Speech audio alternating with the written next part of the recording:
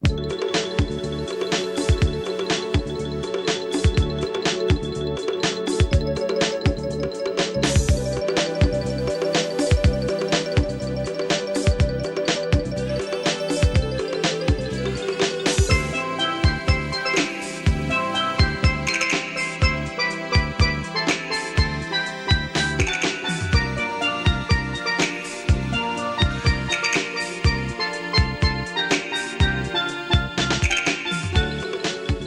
everybody, hi, welcome to the program. It is December 3rd, 2024. That's right, we've made it to December somehow. And this is the Jeff Gerstmann Show. I'm your host for this week's edition of the program. My name is Jeff Gerstmann, happy to be here with you. Ready to talk about video games? Video games? I guess we're going to talk about video games this week. It's some interesting developments here on the child interest in video game front that's been like like just kind of very sudden. My son and my daughter. My son is 3, my daughter's 5, and then we have another girl, and she's 13 months, something like that. Maybe 14 now. Anyway, so the kids, the older ones, got it in their head that they were going to watch Wreck-It Ralph.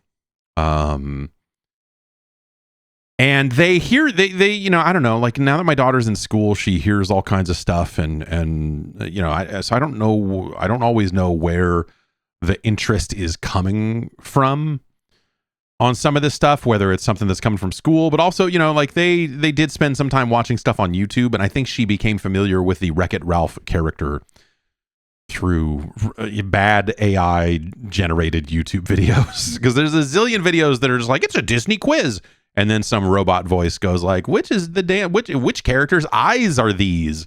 And it's a close-up of some character's eyes, and then you're supposed to know that is Elsa or something. It's crazy. Like the number of channels devoted to that exact topic is really weird. But anyway, so they've been aware of Wreck-It Ralph for a good long time, and then it ended up they dug it out of the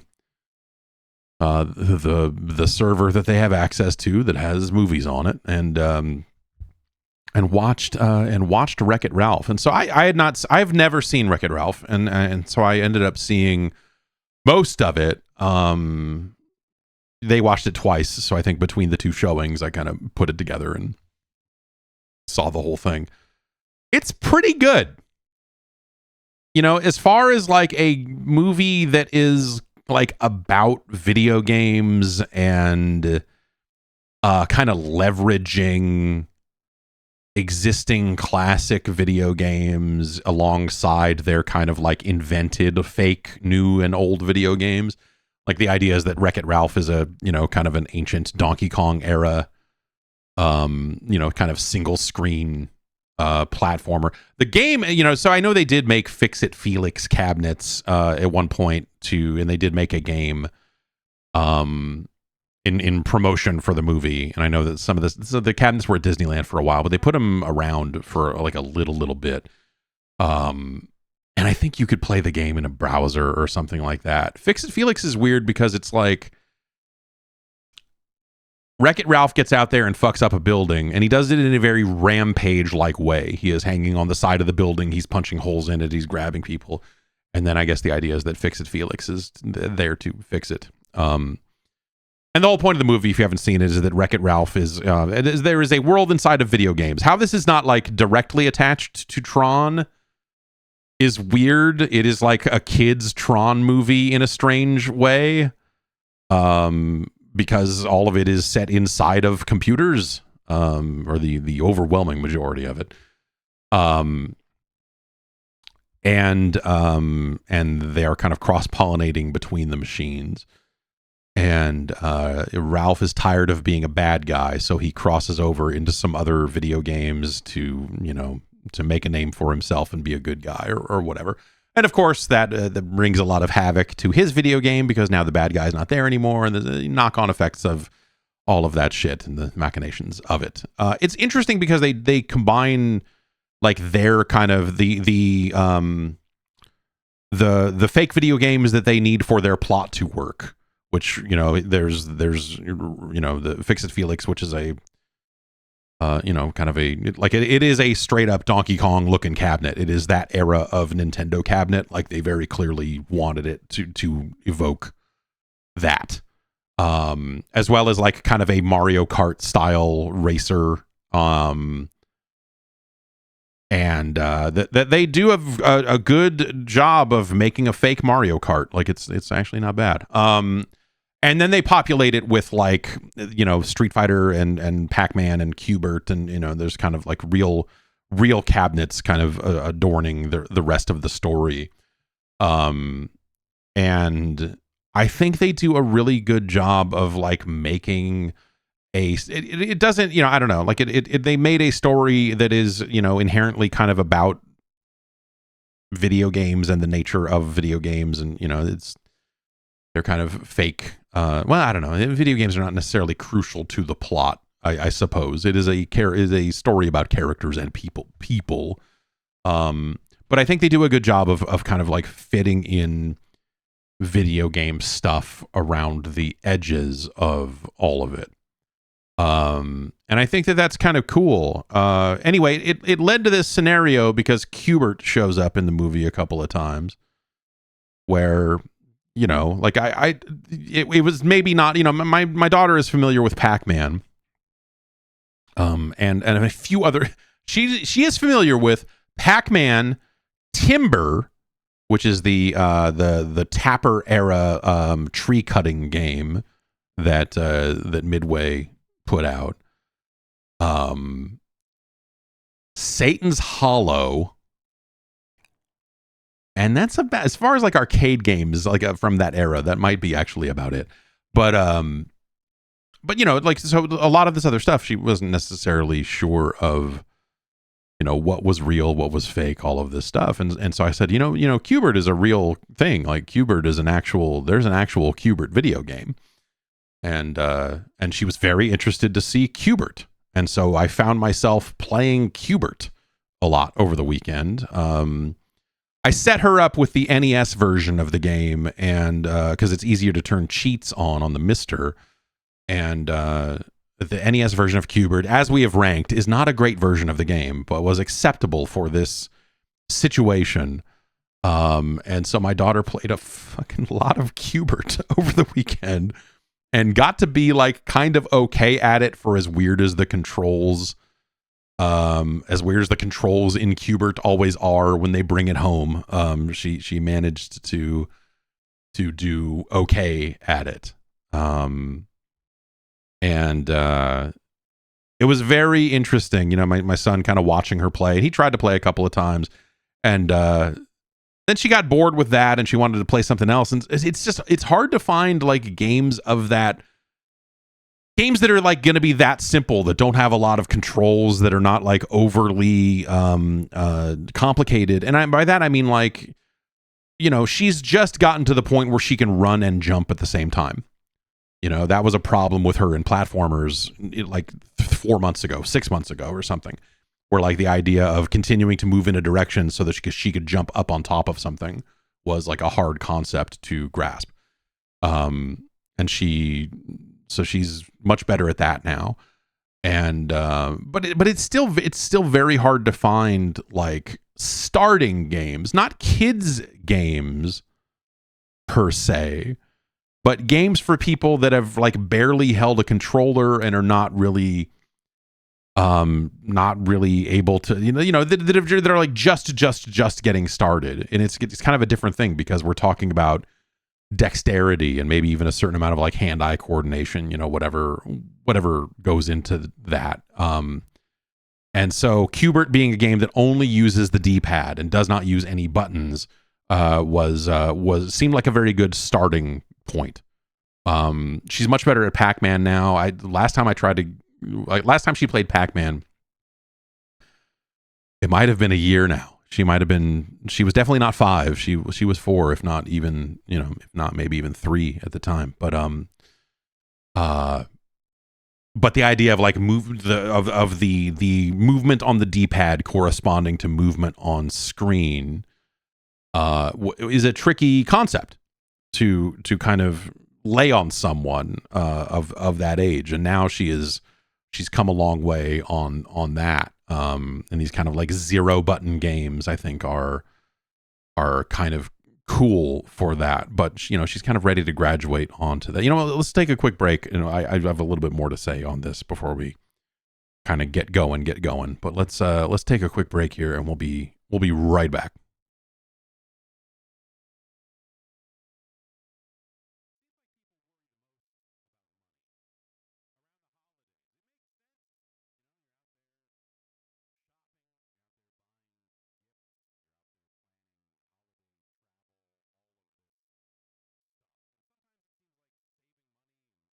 Stand by.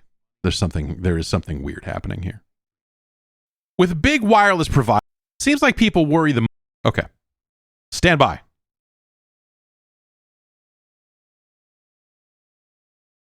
Seems like people worry the most about money around the holidays. It makes sense. You know, you're out there shopping, you're out there buying gifts, you're out there planning holiday travel, all of this stuff. And sometimes it seems like saving money and you know, kind of investing money is just a pipe dream.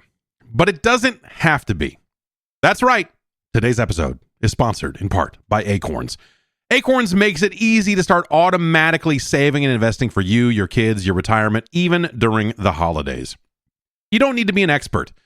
Acorns will recommend a diversified portfolio that matches you. And you don't need a ton of time either. You can create your Acorns account and start automatically investing your money in just 5 minutes. And it all happens, you know, in the background. You can just like, you know, start to build your financial future so you can stay focused on, you know, your holiday shopping and all of that other stuff. You don't need to be rich to get started on this. Acorns lets you get started with the spare money you've got right now. Maybe, you know, maybe that's like $5 a day or even just your spare change. That's right. Acorns can round every purchase you make up to the dollar and automatically invest your spare change for you. So if you know, go out and buy something and it's, you know, $3.49 or something like that, Acorns will take 51 cents and go like, all right, we're going to round that up. We're going to take this 51 cents and put it over here into this account and get it into your portfolio and, you know, get it out into the market and let's see what happens. You get bonus investments just for buying the stuff you need from the brands you love. So with Acorns, you know, every gift you buy this year could be putting more money into your investment account. It's like cash back, but, you know, the bonus investments have a chance to grow. This is a good way to just kind of get your feet wet in the market and just get a sense of what the heck it even is. I think a lot of people get really terrified by the very concept of the stock market. And that's, you know, it's easy to see why. You know, you see these crazy headlines, all this other stuff, but we're not talking about, you know, crazy big numbers here. We're talking about, you know, $5 here, $5 there. Invest it in something that's diversified and see what happens, you know? That's the power. Head to acorns.com/Jeff or download the Acorns app to start saving and investing for your future today. Paid non-client endorsement compensation provides incentive to positively promote Acorns. Investing involves risk. Acorns Advisors LLC, an SEC registered investment advisor. View important disclosures at acorns.com/Jeff.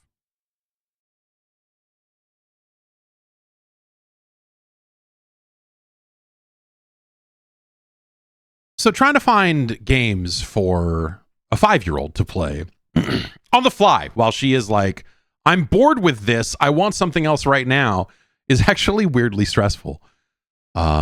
I ended up, because I had the NES core on the Mister loaded up, and I ended up going like, okay, why don't we play Millipede?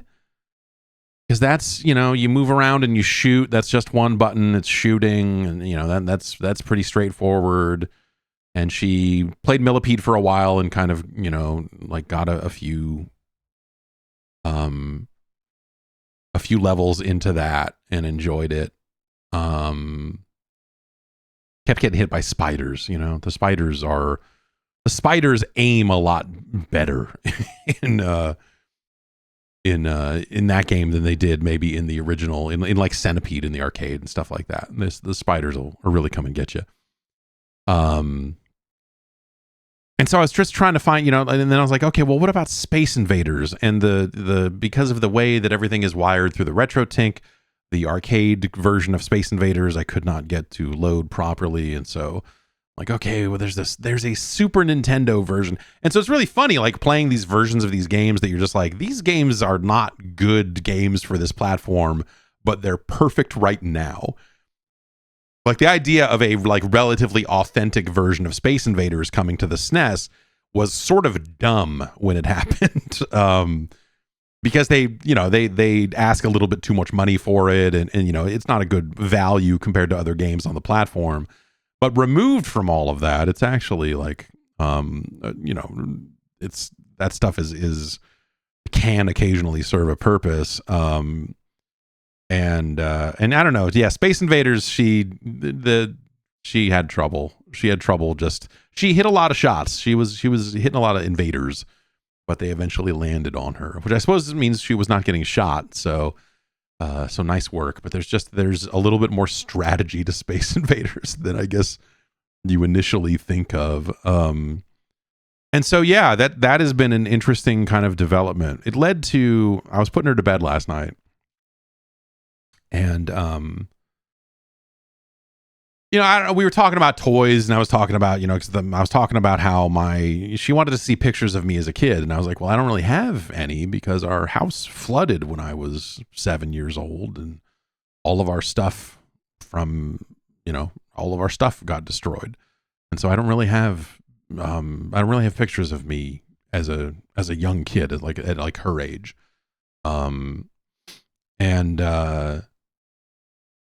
She's like, well, what other toys did you have? What other toys are, I was like, oh, I had this like castle thing that got ruined and this other thing. And eventually she started asking me about video games. A lot of this is her trying to prevent me from putting her to bed.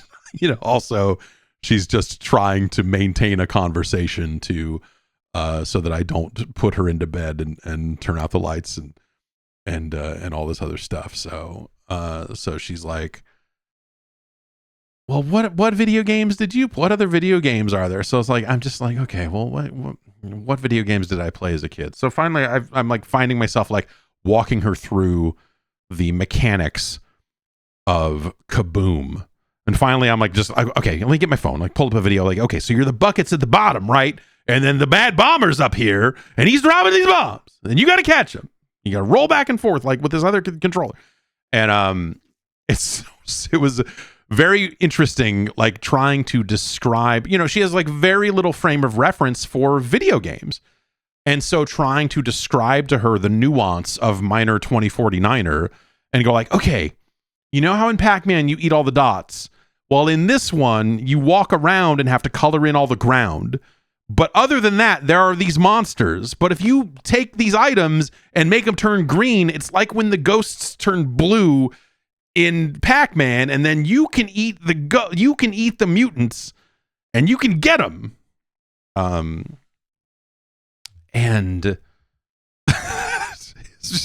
it's a very interesting, I think, you get very used to talking about video games with people. Like there's a shared language that comes with playing video games, right? There's a certain amount of like lingo and just very, even just genres and just specific concepts, and trying to convey those to people. There's a shorthand that you can work with.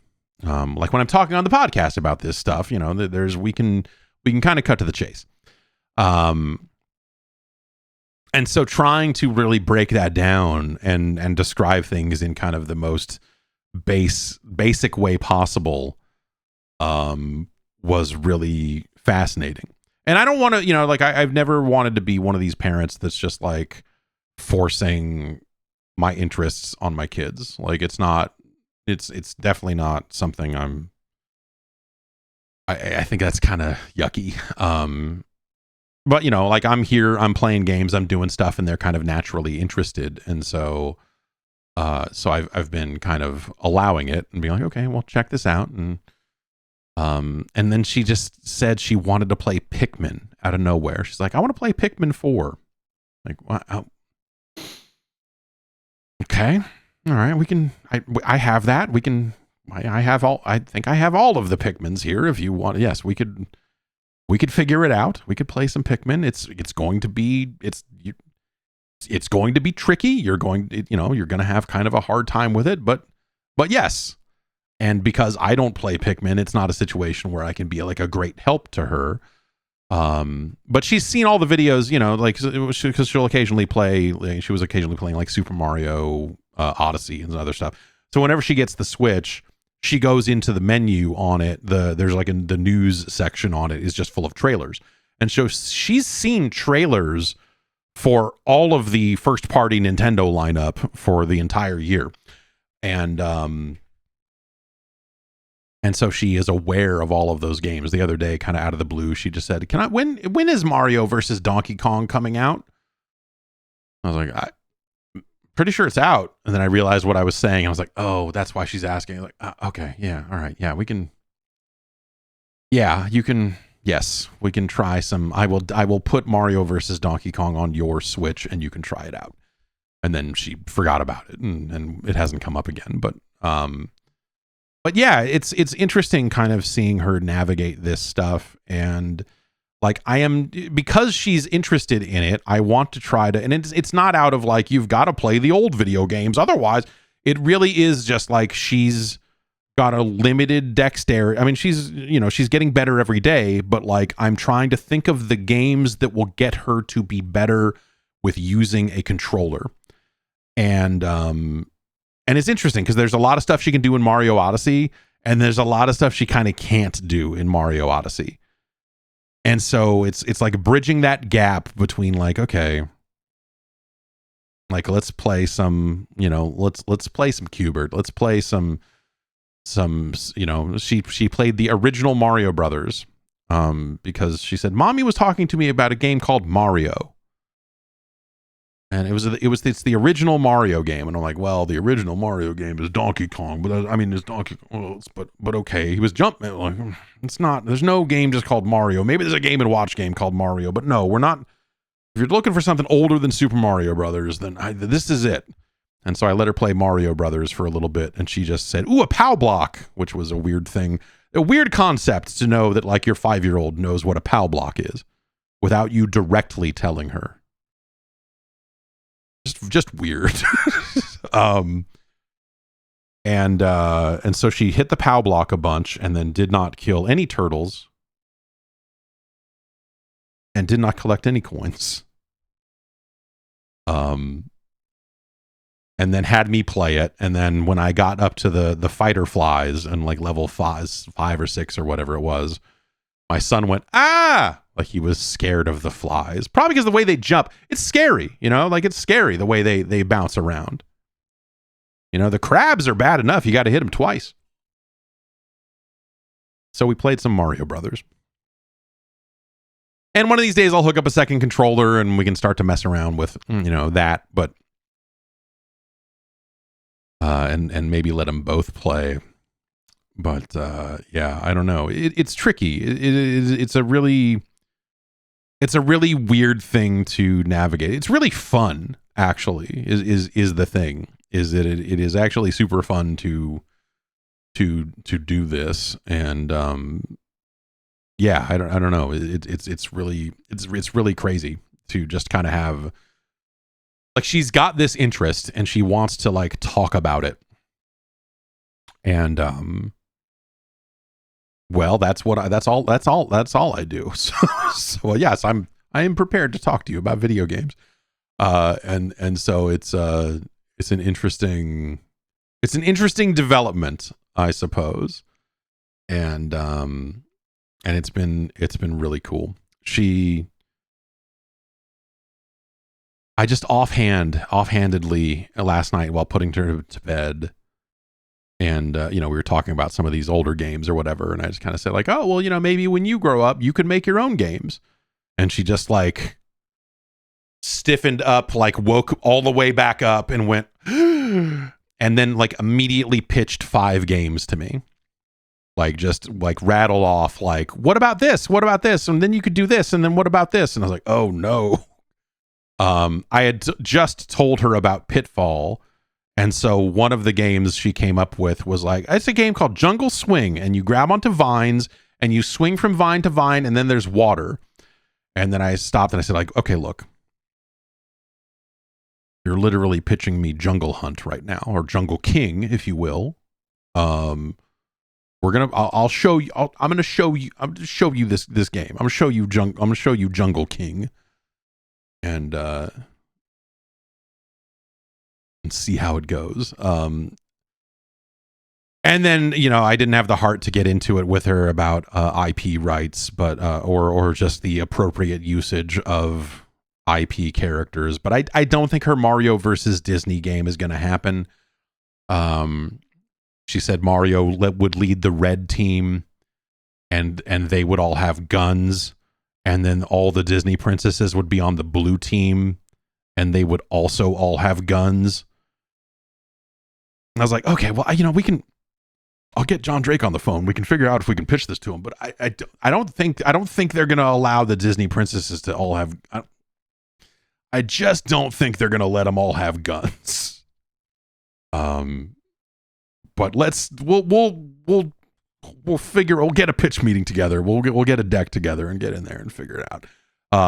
Yeah, I don't know. Very cool. Just real crazy. To go through. To do all of that, yeah,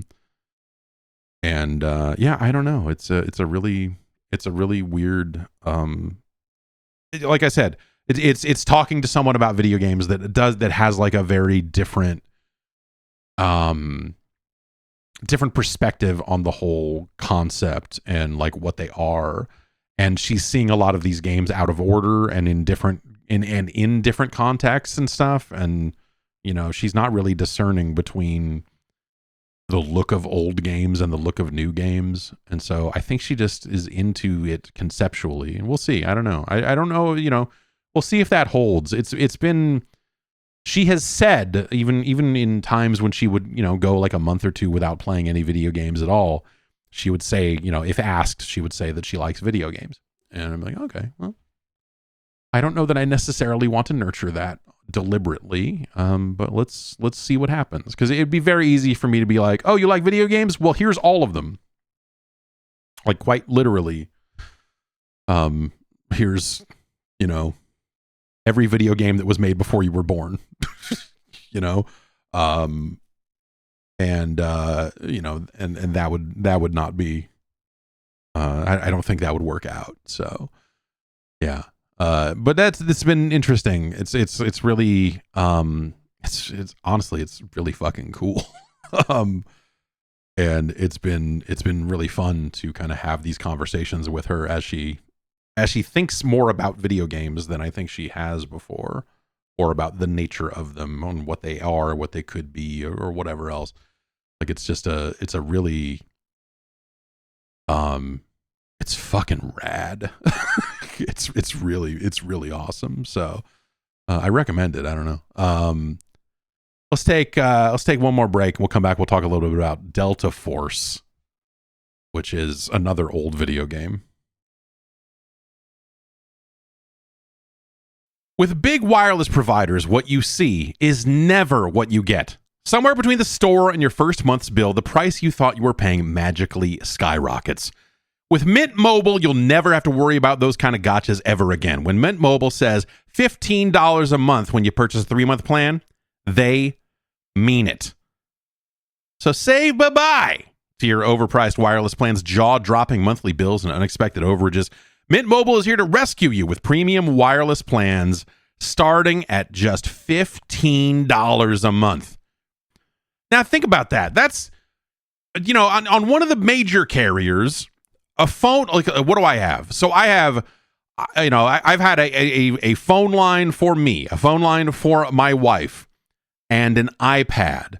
And I'm getting a discount from a company that I don't work for anymore, as part of their employee program. And it is still like $200 a month.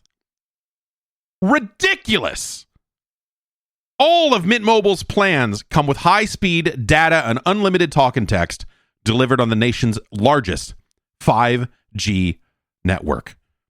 They sent me a SIM card for Mint Mobile. I threw it in one of my phones here. It works as advertised. Fast data speeds, the coverage as I've been out and about has been exactly as I've expected.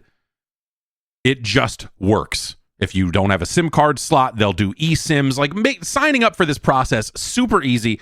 They have an app you can install if you want to go that route with it, but they have a website. You can, it's all just super easy. You can use your own phone number with any one of Mint Mobile's plans. Bring your phone number over, all your, contacts and all the stuff. It's all in your phone. Ditch overpriced wireless with Mint Mobile's deal and get 3 months of premium wireless service for $15 a month. Everyone is out there. I see them all over social media saying, get off of these big wireless providers. Come on over. Come on over to Mint Mobile to get this new customer offer and your new 3-month premium wireless plan for just $15 a month. Go to mintmobile.com/JeffG. That's mintmobile.com/JeffG. Cut your wireless bill to $15 a month at mintmobile.com/JeffG. $45 upfront payment required, equivalent to $15 a month. New customers on first 3-month plan only. Speed slower above 40 gigabytes on unlimited plan. Additional taxes, fees, and restrictions apply. See Mint Mobile for details.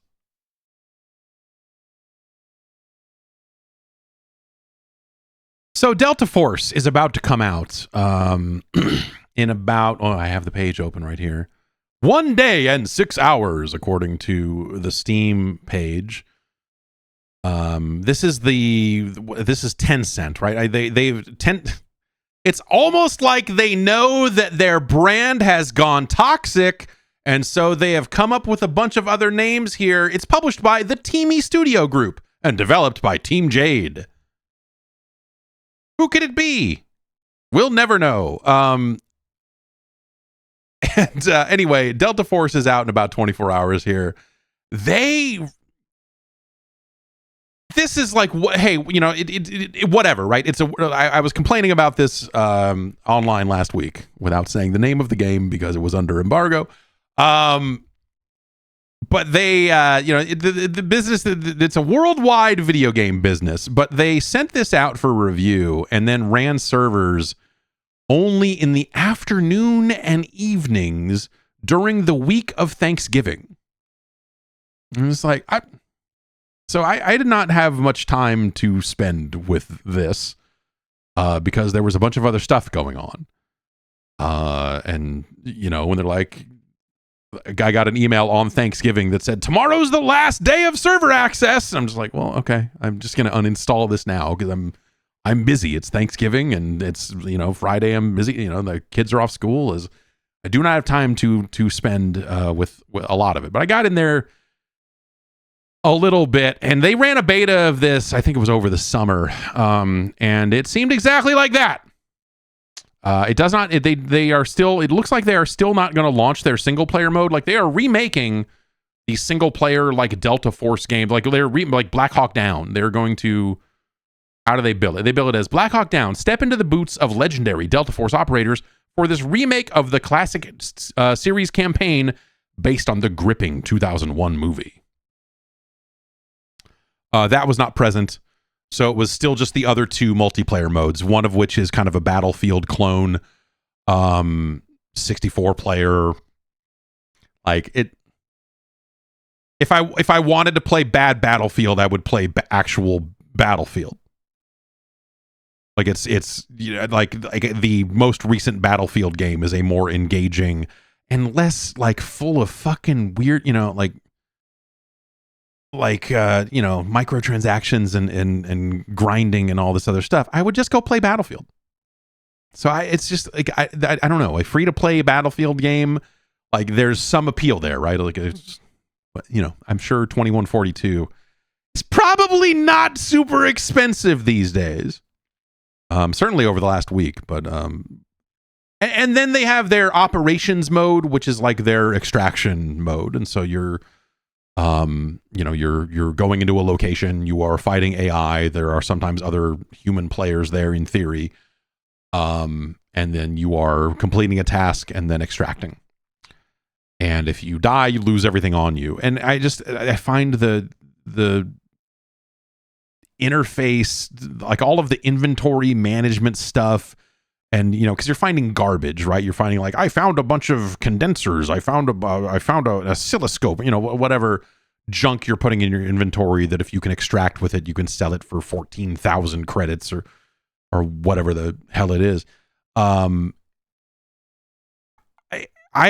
Just the shooting didn't seem super engaging, and the levels themselves. I jumped into one of the missions here with the little time that I had to play this, and didn't even fire a shot, and the mission took like 4 minutes. It was like me and 2 other players landed.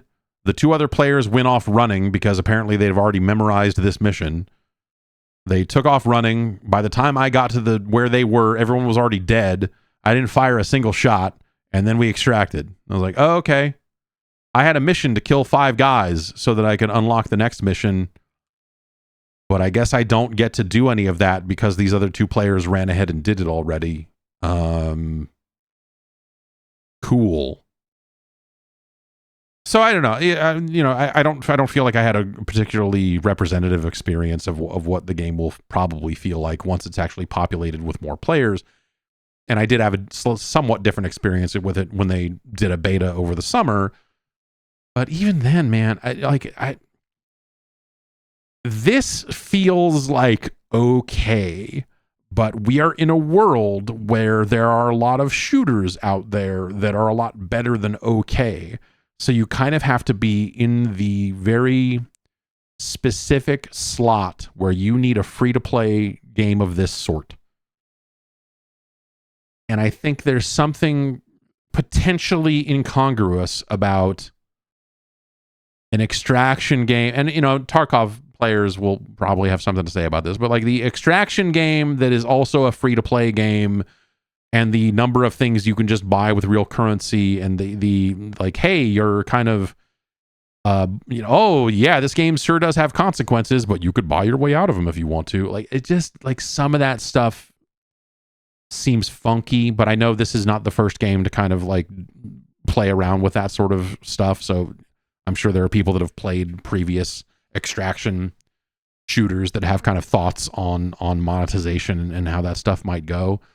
Anyway, so, you know, you'll probably see some reviews hitting around lately. I think IGN put something up. And I just want to say, yes, I played some of it too, but it was released and the review process was run at the worst possible time. Maybe for me personally, as like a, you know, parent of young children or whatever, and Thanksgiving happening and all of this other stuff. But like, you know, we're cooking food over here. Like, I don't have time to play like a fucking third-rate shooter with like some of the worst subtitles in gaming, some of the most inaccurate subtitling compared to the actual VO that I've seen in a really long time. Like, it feels like the subtitles were just like machine translated from you know, with Chinese, I don't know, whatever, a different language, and not actually matched to the spoken English dialogue in the game. It's really weird. It's like they're both kind of lightly telling the same story, but one is off compared to the other. And you're like, okay, you're both kind of saying things that mean the same thing. But instead of talking about Delta Force operatives, the captions just say D-boys, which is not, you know, that is a term that some people use when they're describing Delta Force, but it's just funny to see in all caps D-boy in the captions. I don't know. So that's out tomorrow. I'll be interested to see how this thing actually does once it's finally like out. And this is still technically a global open beta, because I think they're not going to call it out until their single player campaign is in the game. I don't know why they're even bothering to do a single player campaign. Like, that is potentially interesting because it is, you know, different content or whatever. But there's something about like, okay, clearly you're just trying to monetize your competitive multiplayer mode and your extraction mode in, you know, a variety of ways. why are you also remaking Black Hawk Down in video game form? Like, it's just kind of a strange product. Also, like I wonder if the campaign will be more true to form in terms of the factions and the lingo and language used in it, because like the other modes are about like some multi-nation task force called GTI, and all of this other stuff that you're just like, okay. So I wonder if they're going to kind of retell the events of Black Hawk Down, the movie, based on real events. So this is, they're very clear to say this is a remake of the classic series campaign based on the gripping 2001 movie. So there was a Black Hawk Down game from a very long time ago. And so this is a remake of that game that was based on that movie, and the movie was based on real events. So this is like 9,000 times removed from it's just a very strange chain of events here. I don't know, man. This whole product has seemed really strange to me.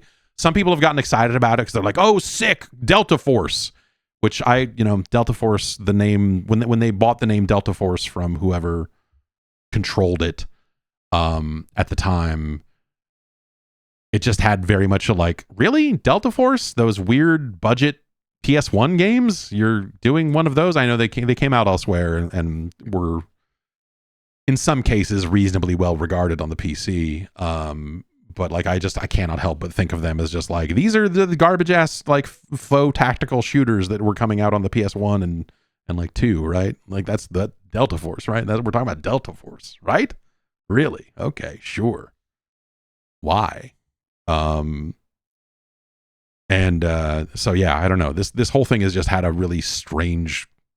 It's just weird that it's happening at all to me at all. Yeah, it's not voxel graphics. It's not it's not like the original actual Nova Logic games that came back in the day. You want to play some Nova Logic games? Just play some Comanche, man. You want some helicopters and voxels? Woo! You grab that DOS version of Comanche and you get to work. I remember being blown away by how cool Comanche looked back then. After we last Wednesday, I streamed a bunch of DOS fighting games and a bunch of old DOS games, and then it led me to just go like, okay, it's high time that I devoted 600 gigabytes of hard drive space to this entire collection of DOS games. And so I went out and got my hands on that, and I've got a whole lot of DOS games now that all run. DOSBox is a very well built piece of software. DOSBox Pure is a very easy way to run a lot of that stuff, and so it's been very convenient, and it's fun to have all of that stuff. So maybe we'll have some more DOS game streaming in our future here as I kind of sift through a lot of that stuff.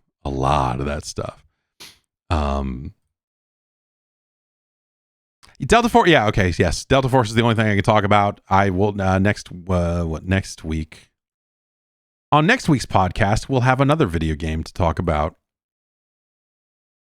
And we'll have some, we got some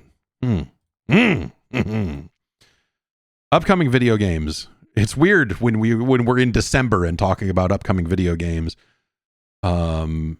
Infinity Nikki is out. I missed an email, man. This has been the problem with everything that's been happening in my life, is sometimes it's hard to get back to people, and sometimes it's hard to get through my emails. Apparently Infinity Nikki is out like today or tomorrow or something. I went like, wait, what the fuck? How did I miss? And then went and looked, and sure enough, there were like emails, and they're saying, if you want a review copy, reply to this email from like a while back. And I was like, damn it, I missed it, and just forgot to get my hands on Infinity Nikki. But I don't know. Their launch is imminent. I think it's not on Steam. I think it's on Epic, and it's on consoles. I saw one of the reviews ran, and it was like, finally a game to kill Genshin Impact or whatever. It was alluding to just like, this game is putting Genshin Impact in the dirt. And I'm like, yes, Infinity Nikki, yes. I'm going to try Infinity Nikki out because at this point I've seen so many trailers for it at so many of Keely's shows over the last 7 or 8 years or whatever it's been, however long we've been talking about Infinity Nikki, that I feel that I owe it to myself to experience the magic for myself. So yeah, I think that's just about right around that is like right around the corner. If that's not out right now, it's either like tonight or tomorrow or something like that. So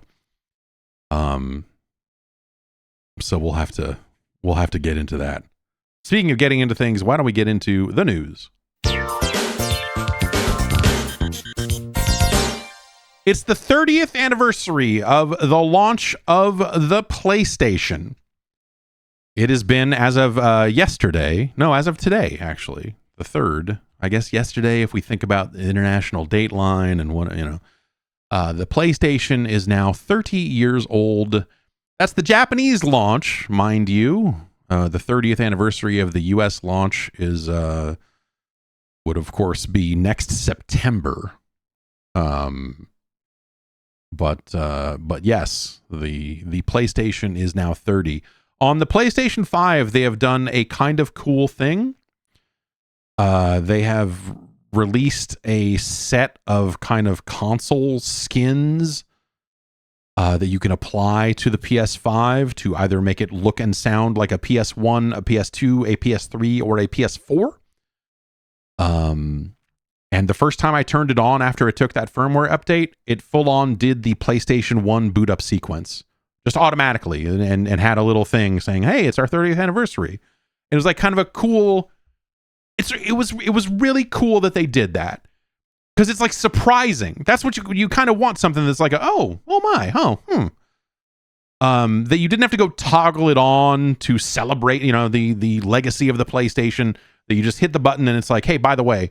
And when you power down the console, they've got a little 30th anniversary logo on the screen right now that just says like, hey, thanks for 30 years. And it's just, I don't know. Like for a console that I think is one of the coldest consoles ever made, it just had this very human touch to it that I appreciated. And I was like, it's kind of cool. You don't really see that out of Sony anymore. I feel like Sony is not the warmest kind of people focused organization that maybe they were a decade ago. I set this stuff to PlayStation 2 and having as you move around the menu, having it make the kind of lighter kind of clicky beep noises that the PS2 interface made as you moved around is fantastic. They're not animated. Like there's elements of the PS2 UI that kind of exist on the top third of the screen whenever you kind of pull out the menu, but it doesn't move. It's like they have the clock there, but the glow on the thing doesn't move around. They don't have the ocean noise stuff of the PS2. I left the music on when I first got a PS5 and also with the PS4 and stuff. One of the first things I did was go turn the music off. When I got the PS5 Pro, I decided to leave it on. And individual games will have audio that overrides whatever the kind of system level music is. And so when you go over to say Lego Horizon Adventures, for example, music from that game will immediately begin to play. And I thought that's kind of cool. If more developers are taking advantage of like that and using that music, then maybe that would be kind of cool. Not every game has their own kind of custom menu music though. I thought it was neat. So yeah, if you have a PS5, turn it on and set it to PlayStation 2. You can set it to PlayStation 1 as well, but the PlayStation 1 doesn't have as iconic of, as much as the boot up of the PS1 is damn near unmatched. I might say the PS2 boot up is better. Anyway, the PS2 kind of menu system sound stuff is much more memorable than anything you did in the PS1 menus, right? Managing memory cards or whatever. They didn't really have noises. in there. And the PS3, I don't know, nothing about the PS3 is like, it's very little about the PlayStation 3 that I would feel is worth celebrating and remembering at a like hardware or system level, I guess, let's say. There are certainly games for the PS3 that are standouts and were a big deal, and you know they should port the rest of them. But that was when Sony consoles just began to beep. You just push the button and it goes beep, and that's it. You know, we lost something. We lost something back then, for sure. You know, we talked kind of at great length about Sony entering the video game market and how that all went on Game Boys to Men, which is a Patreon exclusive podcast. You can get more information, patreon.com/Jeff Gerstmann. Glenn and I have talked at length about, you know, being there for a lot of that stuff. I still have my Polygon Man t-shirt around here somewhere, and the initial press kit that they gave out when they announced the details of the PlayStation in the United States. And yeah, you know, it was as I've said, you know, it was a very interesting thing to see because it was very easy to laugh it off. Because when Sony said, hey, we're going to make a game console, you have to remember that they were a consumer electronics company, and we were hot on the heels of other consumer electronics companies like Philips and Panasonic saying, hey, we're getting into the video game console business. And so coming off of the CDI and the 3DO, it was very easy to look at what Sony was doing and just be like, dude, fucking whatever. But I remember like, hey, you know, like I was at a magazine at the time before the PlayStation was formally announced. And, you know, a lot of there were some people from Sega that left and went over to Sony and kind of helped them with the initial launch of the PlayStation here in the States. And you know, so you know, it was not hard to know someone who was involved in the PlayStation project. And so you started hearing, I remember hearing it secondhand at first from someone who knew someone I worked with at the magazine I was working at the time, who said, hey, I think I can get you one of these PlayStations early. I think we can get our hands on one. They're going to launch it in Japan pretty soon here. I think I can get us one. And also, everyone I'm talking to over there says that this thing that they mean business. And so I was like, oh, okay. No, they're taking this very seriously. They're making a fucking game machine. They're not fucking around. This is not some multimedia shitbox. This is not 3DO Part 2. They're like none of this. Like they are fucking going for it. And I'm like, oh, huh. All right. Well, let's see what they're doing. You know, this is before you had seen any software running, and I think before they'd even really formally announced any games for the PlayStation. You know, this would have been like this might even been before like the dinosaur demo days and stuff. You know, and so it was very easy to be very skeptical because of just like how broken the market was for like CD first, CD only consoles. You know, we'd really only seen these intensely expensive boxes that were total shit. And so the idea of Sony getting in and like, what are they going to do? Like, oh, it's going to run photo CDs and it's going to run the, you know, like, is it just going to be another, like, is it going to just be like the CDI all over again? Are we going to be looking at Volvo manuals and fucking playing shitty karaoke versions and whatever else? And the 3DO, like, look, you know, I'm a fan of both the CDI and the 3DO because it's such an interesting time in video games. But let's not get that fucked up. The 3DO, by and large, fucking sucked. It always did. It's a fascinating curiosity now, and I love it. I love looking at all these fucking 3DO games. But as someone who had access to a 3DO, then we had a 3DO, we had like a 3DO debug or whatever it was at the time.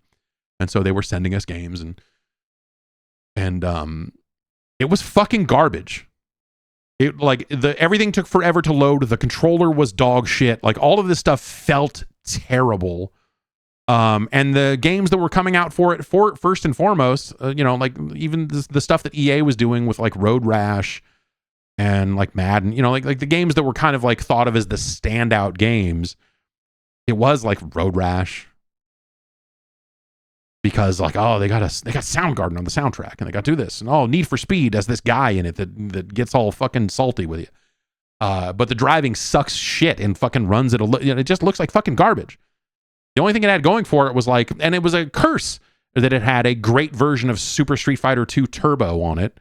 That was the only console that had it, because they made it an exclusive.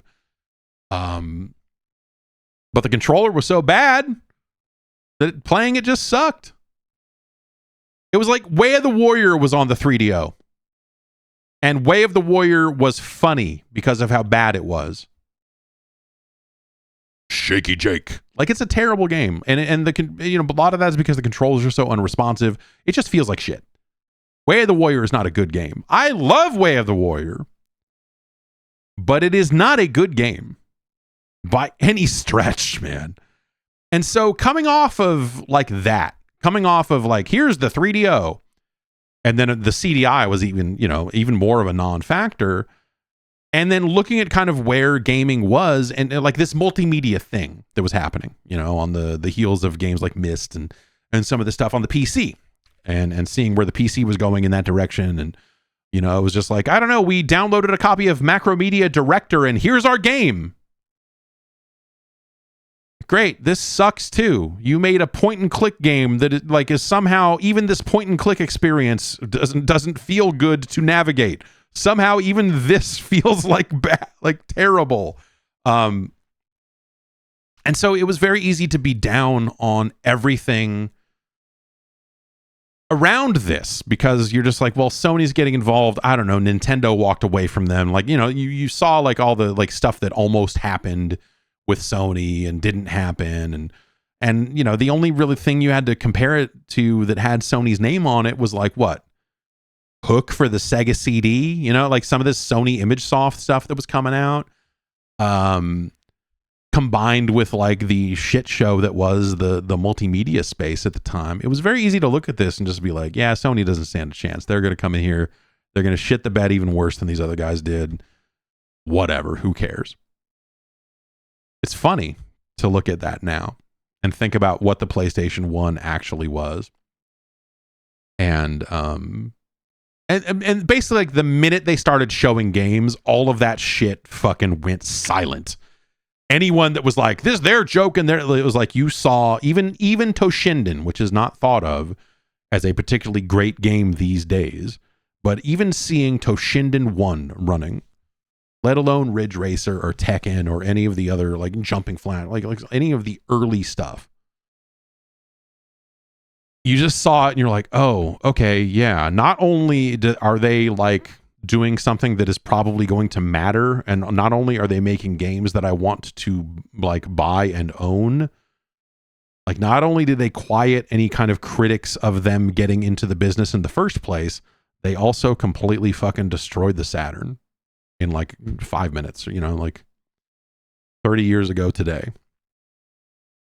Prior to that even, because, they had shown the console off ahead of the Japanese launch, but really when that console launched in Japan, as people started to import it and as people started to see more of what those games were going to look like, even stuff that, like maybe compared to the standards of the day, even, when you go look at like Ace Combat or something, like some of the early kind of launch era PS1 stuff, especially in Japan, you just go like, yeah, this stuff blew everything they had out of the water. And they changed the video game business. Ken Kutaragi and this insane crew of people set out. They made all the right bets. They placed all the right bets. They guessed right on 3D technology. They figured out exactly where they needed to be, and they did it all at a price point that fucking cleaned up. It wasn't some they had seen the 3DO come and go. They had seen even the Neo Geo, seeing some of these consoles that had tried to launch at $500, $700. Who would pay $700 for a console? It's ridiculous. The idea that they would come out and be like, no, this thing's going to be $300, was fucking wild. It was just wild, you know, and they turned everything on its head.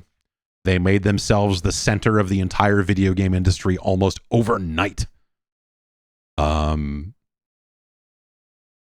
they caught Sega slipping. For as much as Sega had, you know, kind of had built some inroads in Japan, and you know, the Saturn was certainly not a disaster, you know, especially at that point in the early days. You know, we didn't necessarily know what else was going to happen, but like they made the Saturn extremely uncool overnight. And Sega spent the rest of that generation trying to release stuff to an increasing audience of people who did not care. And, you know, again, like I think, you know, we've revised a lot of our thoughts on the Saturn now that we're on the other side of its entire catalog, and we have a much greater access and appreciation for all of the games that came out worldwide. You know, when you have an SD card with every Saturn game that ever came out in Japan on it, you know, you have a much different experience than when I bought my Saturn and I could play Street Fighter, the movie, the game, Clockwork Knight, Daytona, and Virtua Fighter. And like, that's kind of it. You know, there's a few other games that were coming out in those early days, but like, it was not a great look. Of course, Street Fighter the movie, the game would eventually come to the PlayStation as well, and you know, and also I love Street Fighter the movie, the game, the home version, because the home version is something that where they fixed it. You go play the arcade version of Street Fighter the movie, the game, they made a bunch of weird choices. And it kind of feels bad. The home version, it's like Capcom showed up and said, no, just make it Street Fighter. No, just make it like a Street Fighter game. It can still look like Jean-Claude Van Damme, but fucking get all this weird shit out of here. And they made something that I think is a lot less interesting, but plays a lot better than that arcade version did, for sure.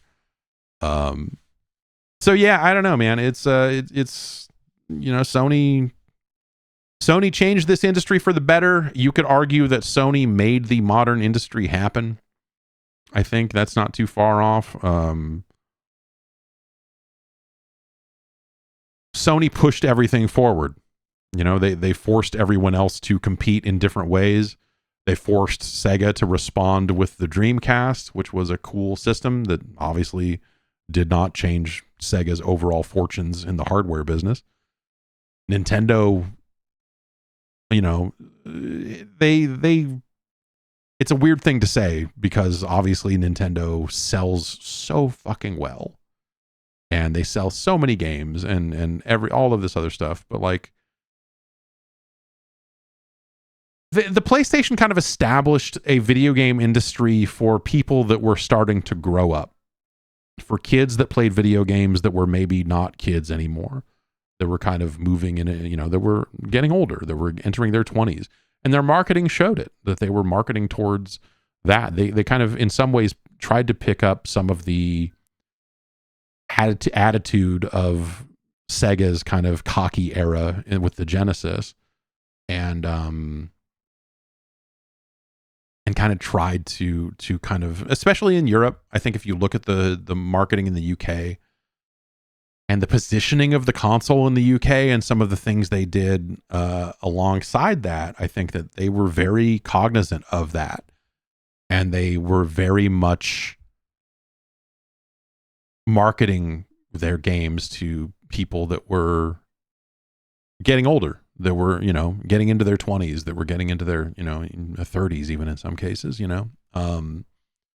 And I think that was a smart thing to aim at. Nintendo didn't do that. The Nintendo would, the N64 really didn't do that. I think that the GameCube afterwards, the GameCube is weird when you think about it. The GameCube is not a special device. The GameCube, if you look at the GameCube, the PlayStation 2, and the Xbox, the GameCube is just one of those. Obviously the first party games are what set it apart there. But I think from a hardware perspective and what the console was capable of or whatever, it's like, yeah, here's a system that is more powerful than a PS2, but not as powerful as an Xbox. And like, what's that get us? Where does that get us? It gets you third party support and all the games come out on all three consoles and no one cares anymore about like those type. Well, and that's not true. Everyone fucking still flips out about weird console fanboy bullshit, but like, and it was at its worst in some ways then. But like it never mattered less. Up until that point, it had not mattered less. And the GameCube controller, the GameCube controller is great for playing first party Nintendo games. Much like the N64 controller was great for playing like 2 to 4 first party N64 games. And for everything else, it was like, oh God, this thing fucking sucks. Who wants to do that? I don't want to touch this thing. Yeah, I don't know, man. It's just, you kind of can't say enough, I think, about the launch of the PlayStation and the extreme directional shift that it represented for video games as an industry. In some cases, the way they were viewed, like we really did start to see more and more games actually growing up alongside their players, and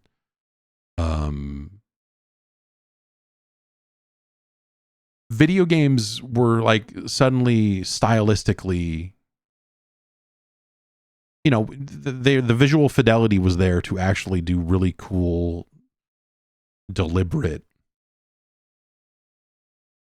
Well, Wipeout could exist, I guess is what I'm saying here. Like you could have this sort of graphic design that can take a game to a new level that it would not have reached without it. And I think they were very forward thinking with it. And I think a lot of that is they looked at where the market was going. They looked at where they wanted to be with it. They looked at their price point and all this other stuff. And so they were certainly educated guesses, but I think in a lot of cases they said, well, we're going to try to aim it in this direction and see where it goes. And they just made a bunch of cool shit. Sony, especially first party Sony and some of the third party stuff that was happening on the PS1 and PS2, they don't really get the credit for that I think they deserve sometimes. I think it kind of gets lost in the noise because there's so many things to talk about with the PlayStation. Whereas I think, obviously like the Dreamcast gets a ton of credit for making stylish video games, making cool video games, not always making good video games, but making extremely cool video games. I think Sega was pretty much unmatched at that. But Sony definitely had its fucking moments. We were talking about the Prodigy last week, and their place in video game history as a result of the Wipeout XL soundtrack and a lot of that. And there's just a lot of very interesting cultural things lining up alongside the PlayStation that I think all help make that possible. But when we look at the 30 years of PlayStation, it's a kind of a bumpy ride, man. It's they've obviously the PlayStation 2 might be the greatest console ever made. It is still like the best selling. They said like, oh, we sold 160 million of them somehow. I don't know. They find them in a fucking warehouse and sell a bunch of new PS2s. Like, I don't know how that works, but the PlayStation 2 is an amazing device and was a worldwide moment. As it rolled out around the world, it did not happen on the same day, but But when that thing launched in the US, there was a fervor for it, like, that was just crazy. And the fandom that was created around the PlayStation brand as a result of both the PS1 and the PS2. I mean, the PS2 probably, was single-handedly responsible for DVDs being successful, right?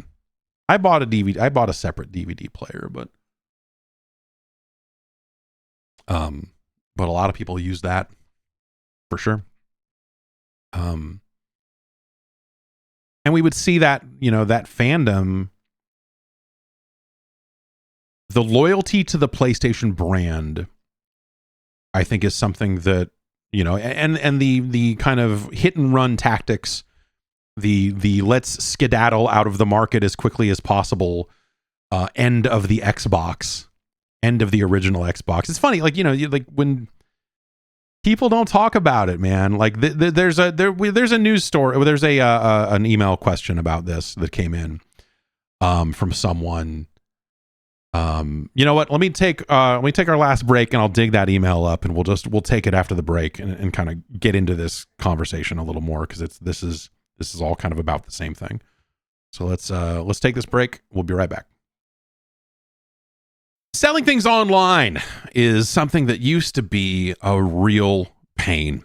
In the 90s, the 2000s, even just getting a shop set up to accept credit cards safely and securely and all of this stuff. It was tough for small businesses to get online and get selling stuff. That is no longer a problem, because now there's Shopify. When you think about these businesses with skyrocketing sales, through your Thrive Cosmetics and Cotopaxi and all this other stuff, you think about, they had cool products and all this other stuff. But behind the scenes, back there turning the crank, making sure everything is happening safely, securely, and easily, that is Shopify. Nobody does selling better than Shopify. It's the home of the #1 checkout on the planet.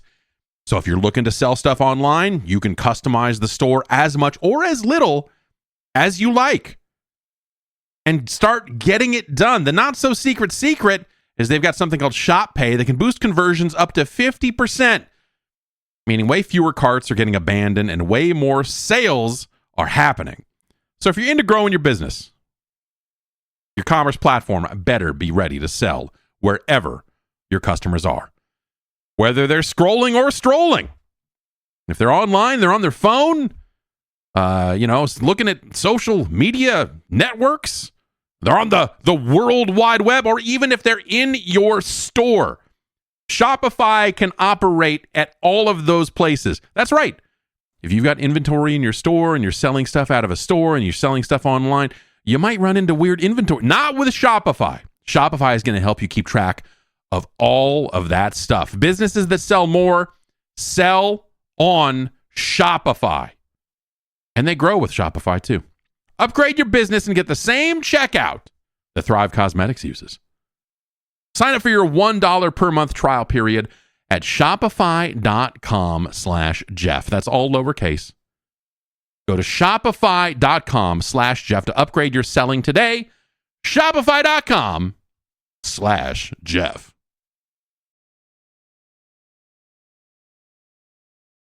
Okay, so Shiny wrote in and said, over the years, lots of news stories and events have just kind of faded away from memory. I brought up how some people hated Wind Waker because of how it looked, and my friend completely forgot about it. Do you have any particular ones from back in the day that people never talk about? Obviously, this is pretty common, rose-tinted glasses, nostalgia being what it is. There's something weird to me about the way the original Xbox is discussed these days. Because it's just become like, oh, look at this, they're reissuing the controller, and oh, look at the Xbox, it's so cool looking, and I kind of agree. But at the same time, when the Xbox came out, people were like, it is massive. And the Japanese market was like, we're never going to buy this because it's too big. And they made a smaller controller for the Japanese market that eventually became the controller that they sold over here. And, you know, like a lot of the Xbox exclusive games were not awesome. And so you ended up like there were a lot of great third-party ports or a lot of third-party versions of games that ended up on the Xbox, and they were the best version of the game because the Xbox was the most powerful of the consoles that generation. But no one cares about brute force. I mean, I sort of do. It's got that lizard. Yeah. It's fun to discuss Bloodwake, but in its day, no one was choosing Bloodwake over most of the other games now. People always bring up Crimson Skies, and like, you know, people have their favorites, and I do too, from the original Xbox lineup. But people leave out the part where like Microsoft basically fucking pulled it off shelves at the end early because no one was buying them anyway. Like that the Xbox just kind of vanished one day. And you're like, what? Like the end of the Xbox generation was not some like, hey, we're ready to start talking about the Xbox 360 and it's time to start winding. It was just like, poof, done. Like fewer and fewer games on shelves. Like the console just wasn't around as much. And it just felt like this weird thing that suddenly like like Microsoft was not talking about like what do you got in 9 months for the original Xbox. It was just like I don't know, man. we got some stuff. And it had this real cut and run vibe to it. Obviously, they went and launched the Xbox 360. And they beat Sony onto shelves with the next generation of consoles, and they had a whole strategy behind it. And I think that's a case of they made a lot of very smart bets. They did an amazing job. I think if there was a console that you were going to say is better than the PS2, it's tough. But I think you could make an argument in favor of the Xbox 360, despite all of the hardware issues that they ended up having, because of how fucking amazing of a generation that was. I think there were a ton of, you know, that's modern gaming. I think modern gaming is, you know, the Xbox 360 was the launch of that. And then the PS3 came out, and, you know, if we talk install bases worldwide and all this other stuff, like, yes, the PS3 eventually caught up and did fine. And some of that is because, as, you know, to wrap this back around to what we were actually talking about, the reason the PS3 eventually kind of caught up, I think, is because of so much of that ingrained fandom that people built up and the goodwill that Sony built up with the PlayStation and PlayStation 2. I've talked about it before, but like one of the craziest things I've encountered in person, talking to a person about video games, talking to a human person about video games, was when we were covering the PlayStation 3 launch. And we went to the Metreon, which was pretty close to our office at the time. And there were people lining up for a midnight launch of the PlayStation 3. And it was, you know, Sony was there. Like Sony PR was there. It was kind of like one of their flagship events for the launch of the console. And so we went over there and we're interviewing people in line and asking them about, you know, oh, what games, you know, it's like, you're just like, okay, what's our generic list of questions that we can ask every single person? And I was like, well, what games are you here to get? And like, there were a lot of people there who were like, I'm here to get John Madden football. Been playing it on the PlayStation 2 all this time, and yeah, finally, I'm here to get Madden. Finally here to get Madden. This next generation Madden game finally coming out. And you just want to stop and go like, you realize that like the Xbox 360 has been out, and people have been playing. It was bizarre. It was another case of just like, there are people who are so far removed from like, you know, like you live it, right? You know, you wake up every day, you go to your video game job, you fucking live it, right? And there are so many people that are fucking not living it.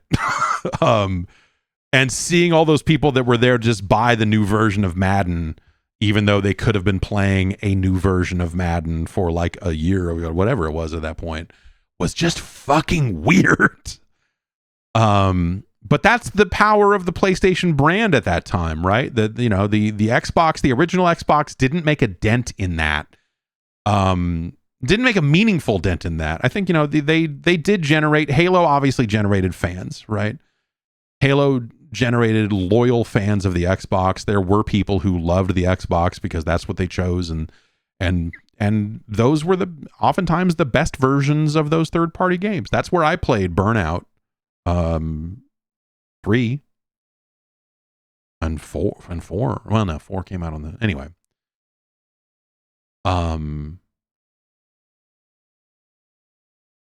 The Xbox had all of that cool stuff, but like in the grand scheme of things, like a mainstream way, it never really felt like that mattered. And so the PlayStation 3, for all of its problems and its expenses and it coming a year later and all of that stuff, like it still found an audience just fine. I remember getting a PlayStation 3 in and finding it to be cumbersome, not just from a size of the box, for like the literal size of the PlayStation 3, which was nuts.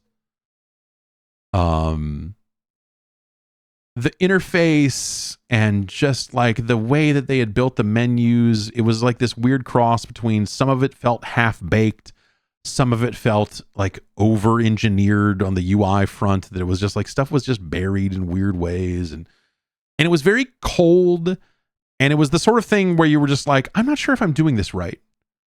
Like, oh, did I, is my save getting lost here? Is there something happening? They didn't launch with the integrated PSN. Well, they had it. They did have it. But I guess it was trophies and stuff came later, right? There was stuff from that Xbox had done from day one that they decided to roll out at a later date. Like even the PSN aspects of it just felt weird compared to Xbox Live. Xbox Live felt like a road tested, ready to go. It felt like a modern, like an early example of almost a social media network. You couldn't post updates. I mean, you can now. They've built all that functionality in there. It's just like no one ever is going to see it. But like, building a friends list and, playing games with your friends and doing like these social aspects of the Xbox 360 were really amazing and really, really well done. Really intelligently designed for that period of time. And the way that voice chat worked across games, and, you could be playing separate games and still chatting with a friend. And like, there were just a lot of like forward thinking, like weird things that are kind of off to the side that you don't really, that is easy to forget about now, that like mattered then.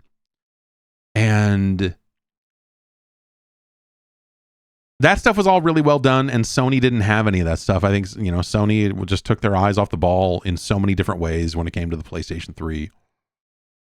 And whether that's the architecture and finding ways to please developers and making a system that developers would find easy to develop for, and all of that, like the cell processor was not particularly friendly to them.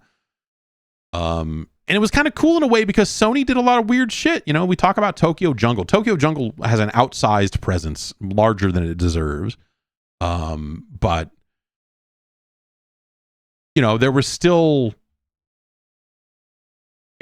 Japan still existed. Japan was still making video games. They weren't making them on the Xbox 360 to the degree that you would want, right? And so, the PlayStation 3, when we look again at its worldwide lineup and a lot of the stuff that, maybe didn't make it out over here, but a lot of the stuff that did,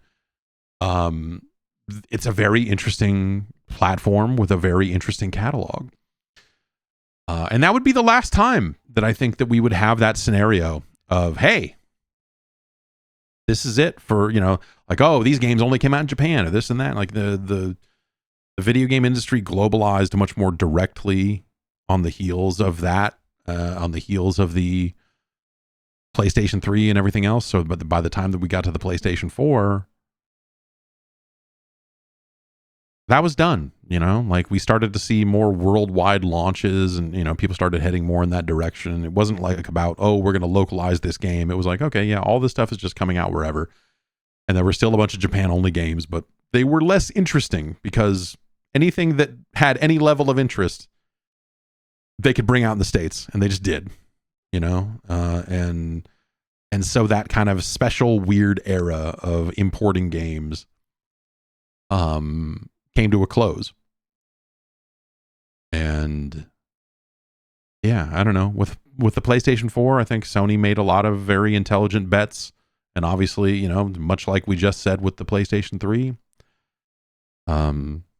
Xbox fucked up in every way they possibly could. With the Xbox One, they shit as many beds as they could.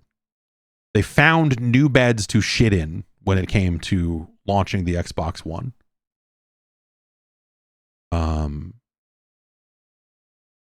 They invented and built new beds and then immediately shit on them as part of the bed building process when it came time to release the Xbox One.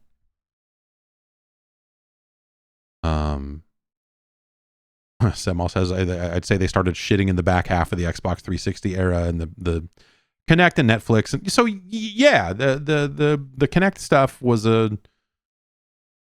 yeah, sure. Yes, the Kinect stuff was a fucking weird moment, but like it was a moment that, like, as the console price gets lower, you start to see these situations of like, oh, we're going to try something different. We're going to try to appeal to different audiences because we've already nailed this. I think in the context of mid-generation, that's not necessarily the worst idea. Normally, we just see that in the process of a price cut where they're just like, hey, the fucking 2600 Junior is, you know, under $50. Go get one. And you can play Double Dragon on it or whatever. But the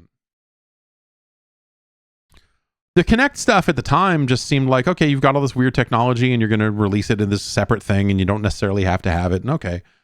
But like the Netflix stuff, like, you know, the thing to remember is like the whether it was the Wii or like game consoles became kind of the primary way for people to watch streaming Netflix at that point.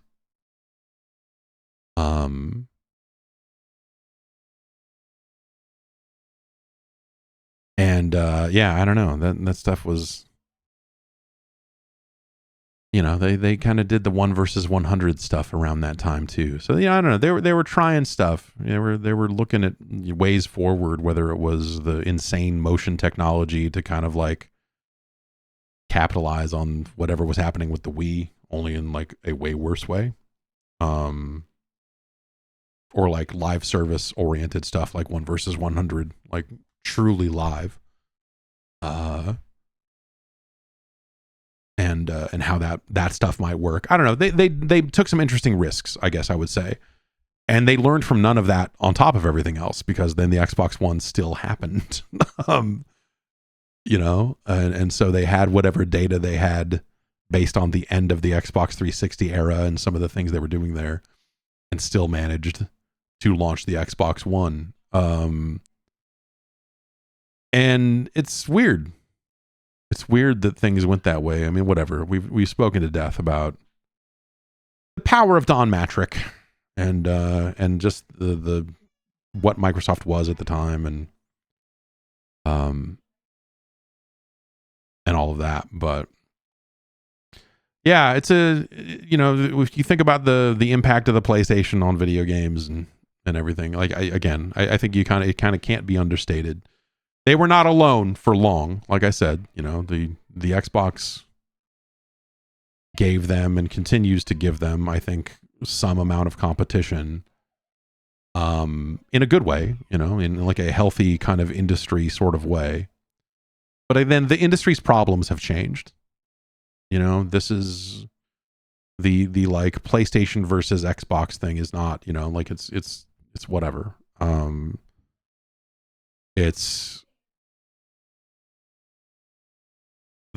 where the industry is at now, and what the way forward is much murkier and much more whatever. It's a lot more complicated, right? You could lay a lot of things at the feet of the Minecrafts and Fortnites of the world, and how that is the games like that are just sucking up such a large percentage over the overall player base that how are you supposed to launch a new game? How are you supposed to fund a new game? And that's certainly that is a real thing. But it's kind of not the only thing either. It's a wild issue. It's something I've been thinking about, because we're on the heels of what are we, I guess we're a couple of days away here from the launch of this Indiana Jones game. That Machine Games has been making for a while. And it's here's this single player, story driven, first person game. And, and you don't necessarily always think about those on Xbox. And what chance does a game like that have in a world where we have all of these other live service games that people just love and eat up all day long? I just keep seeing screenshots of Fortnite characters wearing shoes. For the last week or whatever it's been. It's just people stoked about here's a fucking xenomorph wearing Jordans or whatever. And I'm okay, yeah, I don't sure. It's, whatever, get excited about it.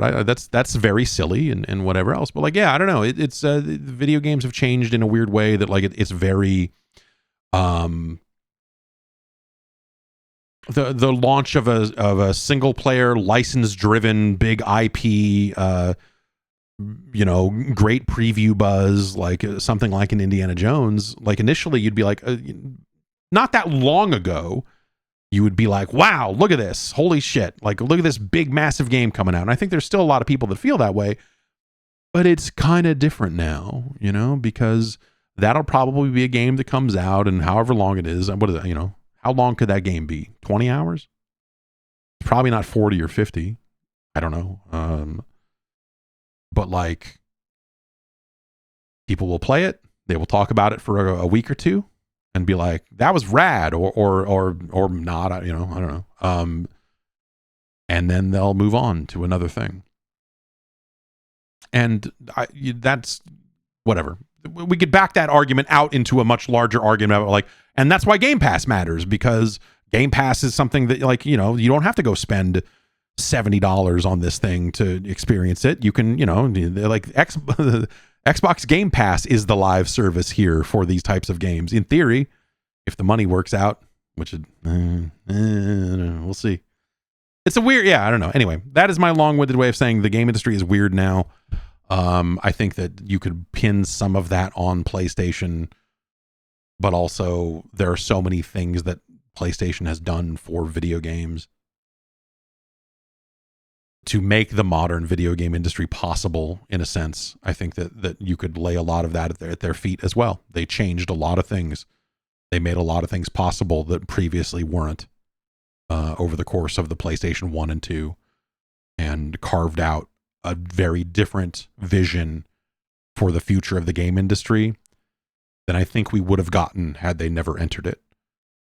If this would have ended up being Sega's going to make the Saturn and they're going to make the Dreamcast and they're going to keep going forward with similar types of machines, and Nintendo is left kind of relatively unfettered with the types of machines that they were making, and the types of focus that they had, I think that the launch of the PlayStation threw a monkey wrench into all of that in ways that I think benefited this business almost immeasurably.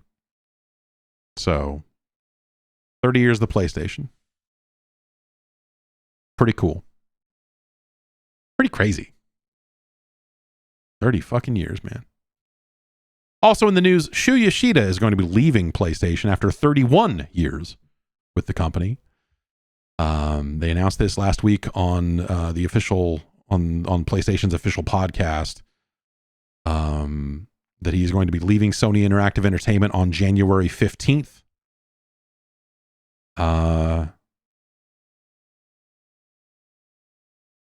Sid Schumann asked them, why? And his answer here is, I've been with PlayStation from the beginning. This is my 31st year with the PlayStation. When I hit 30 years, I was thinking, it may be about time for me to move on. The company's been doing great. I love PS5. I love the games that are coming out on this platform. And we have new generations of management who I respect and admire. And I'm so excited for the future of PlayStation. So, PlayStation's in really good hands. I thought, okay, this is my time. Yeah, hey, 30 years is a long time to do anything. Shuhei Yoshida's run, it's a weird, So his most recent title, so obviously like Sony has shuffled around their management and where it's based, and they used to be a little more siloed per region, and so you had like a full leadership team in the States, and then you had the Japanese leadership team, and they had the European team, and at some point they globalized those teams. I think this happened after Jack Tretton, sometime during the Sean Layden era, and they decided to centralize everything under Europe, and so Jim Ryan became the guy. And so this probably leads to a person like Sean Layden being like, well, I guess I'm not the guy then. All right, I'm gonna get the fuck out of it. And so as that leadership structure changed, Shuhei Yoshida had been in like a very prominent role as like president of the studios, and at some point that changed, and he got this title as the head of Indies initiative at Sony Interactive. And it was this, at the time, it felt like a very weird title because there were people working at PlayStation very deliberately in a role focused on indies, focused on getting indie games onto the platform, supporting indie developers and all of this stuff. And then suddenly it was like, okay, now Shu's coming in and he's the head of, and like, I know that there was at the time there was people going like, what does that even mean? And so in a way, it feels like they kind of put Shu in a corner, for the last several years, and he's been often he's had an impact, and he's certainly been working on getting indie games onto the platform and all other stuff, but there are a lot of people in that role and in that position. So it just felt like a weird kind of thing. And it is, as he talked, they asked him, how did you get into that role? And he basically says, I love indie games. Every time there would be a trade show, I would, I'm paraphrasing, that he would go check out all the indie games. And so now I get to spend all my time focusing on indie games. But like, it just, at the time it felt weird. Like a weird change, and on the other side of that, it just felt like you just didn't hear about Shuhei Yoshida as often as you used to, and I think that's a bad thing. Shuhei Yoshida is a very valuable person who obviously has had a rich history and a very like killer legacy with the company. And so it was this weird thing of like, okay, you're kind of doing this indie thing at a company that already has a full department focused on this. And it's just, some of that stuff's kind of strange. And so, yeah, I don't know, man. The company changed, obviously. Like a bunch of people retire, they've been at it for 30 years, so obviously there are a lot of other people that are going to kind of be moving on and doing other stuff, and so I hope that we continue to see Shuhei Yoshida out there doing stuff in the games. If he's retiring, then great. I mean, fucking he's earned it, man. That dude has been instrumental in a lot of really big moments over the years, for sure. And but I hope that he continues to stay in video games. I think that he's a valuable person, and I hope that he I hope that he continues to like lend his expertise to some aspect of the video game business. It would be a shame if he was not afforded that opportunity at some point here, because again, it feels like he's kind of been off the board for a little while now. You just don't. You see him, but he's not in. I don't know. Didn't feel like he was in the mix like he was there for a while. So I don't know. Maybe I'm a little off base on that, but it's just kind of a weird road. We're getting more Watch Dogs. but not in game form. IGN is reporting that Audible has launched its first interactive audio experience called Watch Dogs Truth. Watch Dogs, Truth. This is an episodic audio show that is going to be set after the events of Watch Dogs Legion.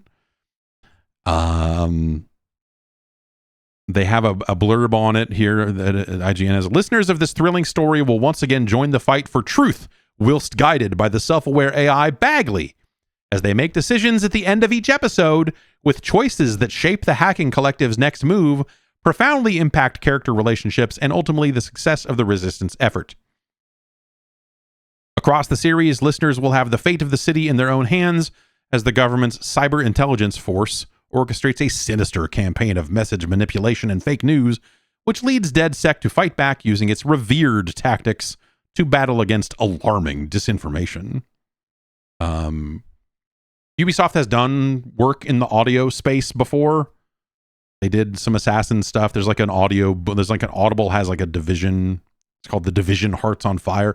But none of that stuff was interactive, I guess. So I don't know. The idea of like this just sounds like the worst parts of Quantum Break without the game part.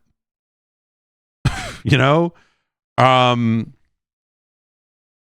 And, you know, because it doesn't sound like you'll be making decisions throughout an episode, it says you'll make decisions at the end of each episode, which sounds like you'll, you know, have like two questions. It's like, do you think you should punch the guy or should you hug him? And then what? They'll have like, this guy will be mean to you in the next episode. Like, how sweeping are those changes? Is the decision you make in the first episode going to have to play out in the last one? I would love to see the flow chart of the point and click adventure game they are basically making, of like how many different actual branches there are and how many of it is like, oh, okay, so you chose option A. That means in this one chunk of this episode, this character is going to be mean to you, but the rest of it's identical to this one, where in this chunk, the character is nice to you. And it's the exact same episode outside of that, but you got a slightly different vocal performance about a character who doesn't like you. And will they retain that into the next set of branches? Are they going to exponentially branch it out? You're like, oh, we had like all the... Or are they going to like find ways to kind of bring it back together at the end of every episode so that really your choice is only resulting in very minor changes? These sorts of things are only cool if they go fucking crazy with it and like have it be dramatically different and have to have like 30 different versions and, you know, reasons that you might want to do it again, because otherwise who cares? If you're only going to do it once, then just tell the story. You have to make it something that people might want to do twice. Or more if the choices are so dramatically different that you would want to see it through a third time. So but then I think about the realities of producing this type of content and keeping track of all of it and everything. And you go like, is Audible really going to fucking go bananas and say, you know, because you'll note that there's nothing in any of this blurb about like, there's 30 different endings or, you know, anything like that.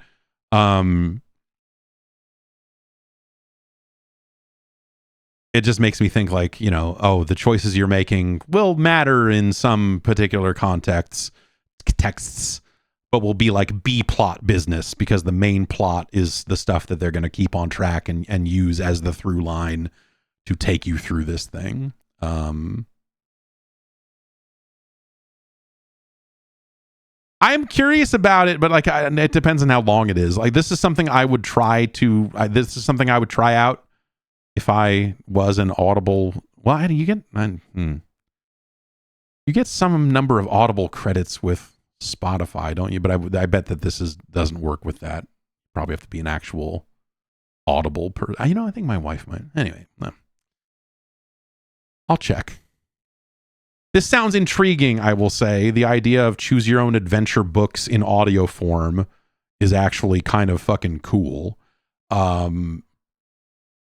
But again, the realities of production and everything else, once you lump all of that in there, it just makes you think like, oh, they're going to really not let you make big choices because that would take too much work on their part, because they would be recording entire episodes with things that other players would never hear because they're going to go the other way and they don't want to waste all that content. You know, like that's, I'll be curious to see kind of how that actually ends up going. According to videogameschronicle.com, all NASCAR video games are being delisted from digital stores next month because the rights to the NASCAR license are changing hands. Motorsport Games is the company that currently holds that. Apparently, they recently sold that license to iRacing, and so iRacing is going to be taking over NASCAR. December 31st, end of this year, all NASCAR game titles and their DLC content will no longer be available for purchase. If you own it, it'll still work, but that means if you want to buy like NASCAR Heat or NASCAR Ignition or NASCAR Rivals or any of those games, I don't have a full list of what they are removing, but they do say it is NASCAR Heat, NASCAR Rivals, and NASCAR Ignition franchises. All of those games are going to be removed. I think it ended up being somewhere around 15 games or something that will be cut from stores. I don't know. I mean, it's tempting to like, you better get out there and get all those NASCAR games, but I feel like the read on where the NASCAR license has been under motorsports games has been bad. Maybe I'm wrong, but I seem to remember that like no one is happy with NASCAR video games and have not been for a while. I could be wrong on that, but I feel like I have not seen a lot of kind discussion of what motorsports has been doing with that license. What the fuck? iRacing is going to take it over, so I guess it's going to look like a fucking spreadsheet crossed with like a fucking 32X game here before too long. I mean, have they made iRacing look any better over the years? I guess they've been doing updates, but visual fidelity was maybe not the iRacing. That was not where they were putting their spending their points, right?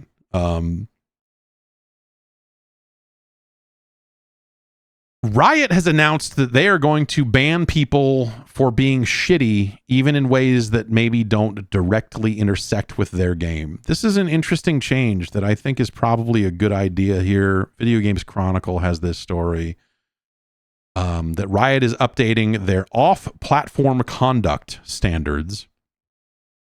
And so the basic idea here is if someone is streaming their game and being shitty on their stream, they're not necessarily typing it into their chat, but they're being fucking assholes into their microphone about other players and toxic in those sorts of situations, that they are widening their terms of service in ways that will allow those players to be banned.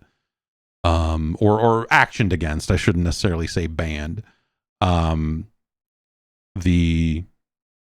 It says, if you say or do things that break our terms of service while broadcasting or creating content about our games, we can restrict access to your Riot accounts and suspend your partner privileges if you are part of our partner program. That seems like what they're probably actually trying to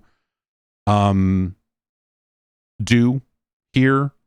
Is they have some of these streamers that they have partnered with and they've built a whole program around it. And hey, sometimes those people are fucking shitty. And so they're adding some language that will allow them to kind of remove those people from that partner program and no longer work with them directly, it's probably a smart bit of language. Probably something that should have been in there to begin with. If you're going to have people partnering with you to make content about your games.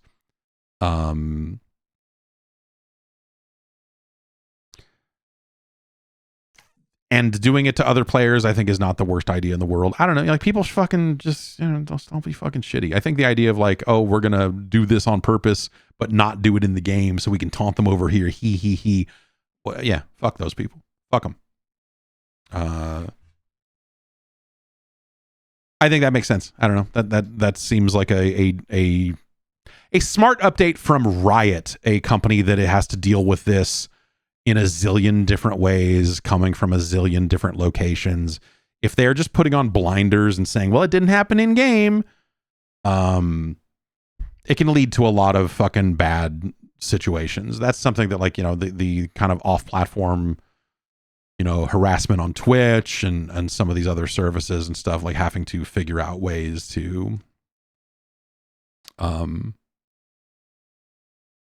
be able to take action against those sorts of players. I think that they should do. I think more games should probably consider that. But yeah, I don't know. This is an interesting change. You know, kind of a long time coming in some ways. Again, as more, you know, like maybe games haven't always done it, but certainly as these different platforms like Twitch and some of these other, you know, message boards and sites like that have had to figure out what do we consider actionable off-platform conduct, and you know, do you ban someone from your site's message boards because they're shitty on social media? Like, yeah, if they're harassing your users and fucking with them and in ways that they think that you can't touch them, well, yeah, man, you don't let them come back on the site. You don't want those people in your fucking community, and your community is a lot larger than, you know, being directly inside of your game, right? So I think that's something that you have to absolutely be considering in this day and age. You know, will they do it well? Who the fuck knows, right? Will they find ways to do this in ways that actually work and actually make sense? Like, you'd like to think so, but it's a very tricky, like, these are all weird moving targets, right? So how do you figure this stuff out? It reminds me of a conversation I had with someone who I don't think they're at Facebook anymore. But it was a brief period of time there that Facebook thought, what if we were the people that sat in the middle of all of these systems, so that if you were shitty on this platform, we could ban you across these 9 different platforms? What if they could get you banned off Xbox Live because Facebook had the social graph and all of this kind of data in the middle here that they could apply if you linked these platforms and all of this other stuff? And I had a conversation with someone who was at Facebook at the time, and I don't think that the person was necessarily expecting my response, because, you know, I think there are a lot of people at Facebook that are still living in a kind of a weird bubble. But I think my response was just like, that's very interesting. I don't think I would ever trust Facebook with that kind of data in a million years. And I think that most people that play games would probably feel the same way. And talked about, like, hey, you know, yeah, I mean, you know, we added a button that would allow people to use their Facebook account to log into the website, and got a ton of shit about it, just even though it wasn't something we were forcing people to use. They didn't even want the login button there. People who play video games, you know, and this is what I said at the time, do not fucking like Facebook.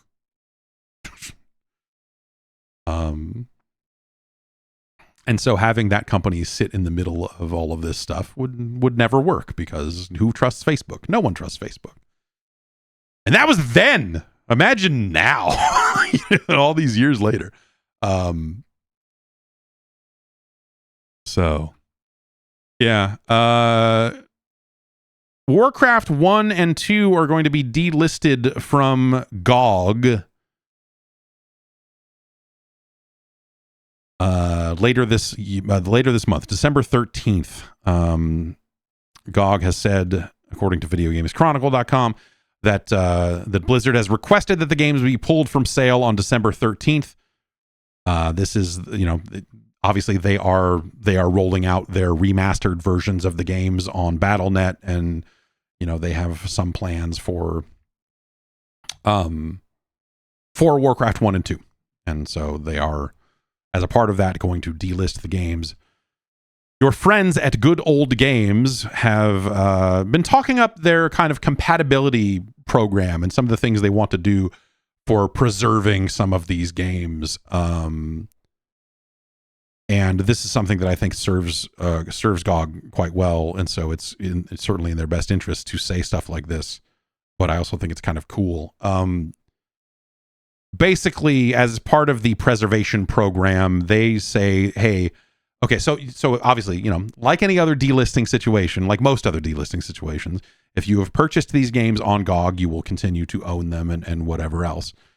GOG is saying, like recently it's talked about their preservation program, which is where they will work to maintain compatibility to ensure that these games continue to run for years to come, which they tried to make a big deal out of that announcement. But I kind of look at it and go like, well, yeah, of course you would do that. That's your entire business. Like your business is built on the idea of you getting old games to run on modern machines.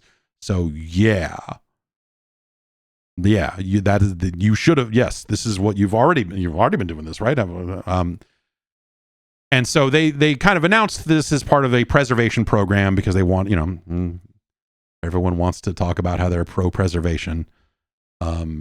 Even if they don't all mean it. I think GOG, again, I'm not shitting on GOG here. I think that it became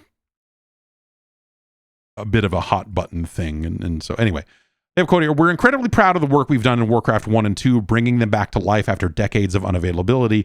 Through our efforts, we've introduced several new features to both titles, including multiplayer support over LAN and enhanced graphical options like anti-aliasing and anisotropic filtering. In light of Blizzard's plan to delist Warcraft 1 and 2 from GOG, they added this statement. We want to reveal a new feature to our recently announced preservation program. Once a game joins the program, we pledge to maintain its compatibility even if it gets delisted from the store. That means that owners of these titles can still expect a seamless experience and tech support for those titles. This also considers potential changes in Windows OS that may impact games' playability. So, if you buy Warcraft 1 and 2 on GOG, they say that they will work to maintain the compatibility of those games. I think that makes a ton of sense. I think it folds into a lot of the other work that they're doing because, like as Windows updates and changes things, there's a lot of work that they're going to have to do across the board anyway for all of the games that they consider to be a part of this program. And so I think this is a cool thing for them to do. I think it's kind of weird that the games are getting delisted in the first place, but if they're going to do these new versions, I see why they would say, "Hey, we want to direct people towards the stuff that that we're doing more officially than the stuff that what GOG is doing." And it's certainly not the first time a publisher has come along and said, "Oh, we want to do our own official remaster of this now. So could you stop selling our thing?" Like that's certainly happened on GOG before. There's a Warcraft 1 and 2 bundle on GOG right now. It's like $15. So, I would, consider picking those up before the 13th if you're interested in supporting those versions of the game. That is going to do it for the news. Unless anything happened over the last hour and change.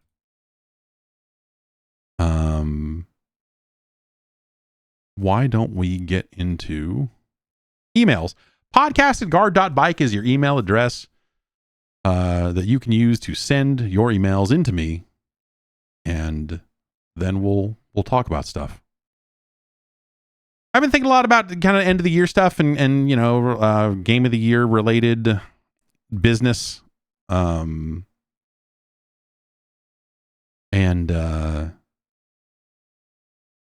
I rattled off a really long list of games this year. That's usually the first step in the process, is I just kind of like sit down and just go like, what are notable games that I want to talk about? Like not even necessarily like the best games of the year, but like here's a thing that I want to say something about. And it ended up being like 16 or 17 games. Some years that initial sit down and bang out a list gets to like 6 games. And I go, okay, I need to go look at a list of what came out this year. But this year it just went boom, boom, boom, boom, boom, boom, boom, boom, boom. And I think that's pretty cool. I think that to me, that usually, was it a good year for games? Yes or no? I go like, yeah. Yes. Yes, it was. There were some good ass video games that came out this year. So I'll have some things to say about that in the relatively nearish future here. And I want to figure out a platform for like, what's the right way to do like voting from all y'all on the Patreon or on the Discord or whatever to figure out a good way to kind of talk about those games as well. And I'm not sure, like, should I just set up like a Google form or something? I need to, I feel like every year I have to start from scratch on this stuff because I find something, we use it, I hate it, and then go like, there's got to be a better way to do this, man. I think we just did Patreon comments last time around, and that was hard to count on our end, I think, of things, you know. And so you need an open-ended poll is what you need. You need a poll where people can type in any answer, because and it needs to hold potentially hundreds of different answers, not just a limited of 5 or something like that. Like, people need to be able to type in whatever the hell they want. And so a form is probably a smoother way to handle that than some of that other stuff. But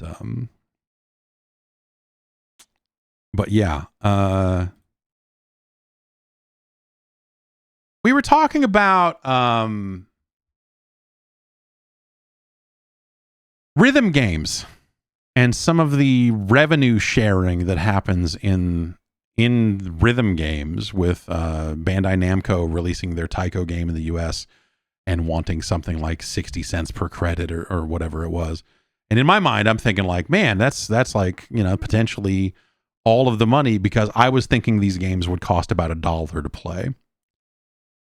In my mind, if you want to play 3 songs in DDR, that should be about $1. If you're paying more than $1 to play 3 songs on a DDR cabinet, that's too much money. So a couple people wrote in. Well, one to my Tumblr and one via email. I'll find the Tumblr message here first. Dave & Buster's, apparently, if you want 2 songs on DDR, it's $2.75. Round 1 in Burbank wants $3 for 2 songs. And that partially that's because the royalties that go to the company and all of this other stuff. I think that's too much fucking money. I think that's fucking crazy. The very idea that you would have to pay $3 to dance 2 songs on a DDR machine is fucked. I don't know if we were talking about it when it came out, but there was that NBA Superstars game that came out as well, which is kind of a Raw Thrills did an NBA game that is very much NBA Jam coded. And he goes on to say, also NBA Superstars is now at Dave & Buster's. It's an okay NBA Jam, which I haven't not seen it in action. Each swipe for a quarter. So NBA Jam was always, you had to put in money for every quarter of the game. And so that if that was 50 cents per credit, you would need 4 credits to play a full game. With 4 players potentially playing at the same time, you could be paying 16 credits to play 1 game of NBA Jam. And if that's set to 50 cents, that's, you know, that's more than if it's a quarter, obviously, all this other stuff. Just so you know, you have to pay per quarter. NBA Superstars is the same way, except each time you swipe your card on the NBA Superstars machine, each quarter is $3.75. So if you want to play a full 4-quarter game of NBA Superstars, that's $15. And it's a 4-player game. So that means that per game, that could be $60 going into that fucking machine. Are you fucking shitting me? I was thinking, man, I should go to an arcade. It's been a long time. I really want to see what this NBA Superstars game is all about, because it sure does look like an NBA Jam game. And now I'm like, nope. Turns out arcades became an even bigger ripoff than every other form of fucking gaming. The idea of spending $60, yuck. Yuck.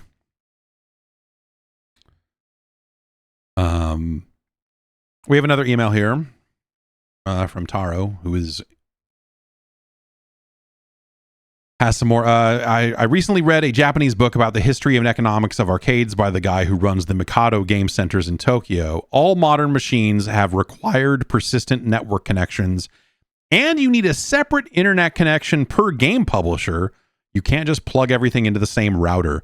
That's such a Japan thing to do. To be like, oh, you've got to have a dedicated line for Sega. You've got to have a dedicated line for all of our Namco releases. Or like, that's such a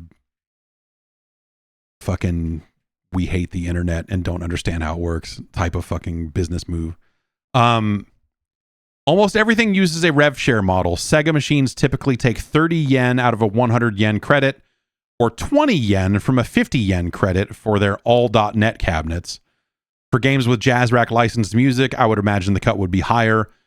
Rev share of 50-50 is also possible. The book mentions how this makes it harder to run tournaments because you just can't set machines to free play anymore because the rev share happens either way. Like you're losing money per credit if you set it to free play. And this makes old-fashioned arcade boards way more attractive because they're just pure profits. Crane machines are here to stay, unfortunately. They take in crazy amounts of cash. Taito has recently been opening new Taito station locations that have no video games at all, but just rows and rows of UFO catchers. Yeah. This is interesting. Okay. There are still some good retro arcades left, but the cost of electricity makes it hard to run CRTs. A while back, I went into a location where all the machines were hooked up to surge protectors that you had to manually switch on if you wanted to play them. Which is fascinating. The idea that you're in this incredibly quiet arcade, all the machines are turned off, and you're just like, okay, well, I'm going to play this one, so let's power it up, let it boot up, let this bubble memory heat up, let the morning music play, and okay, now let's play a little Gradius. And now, okay, now I'm done. We'll switch it off. And crazy.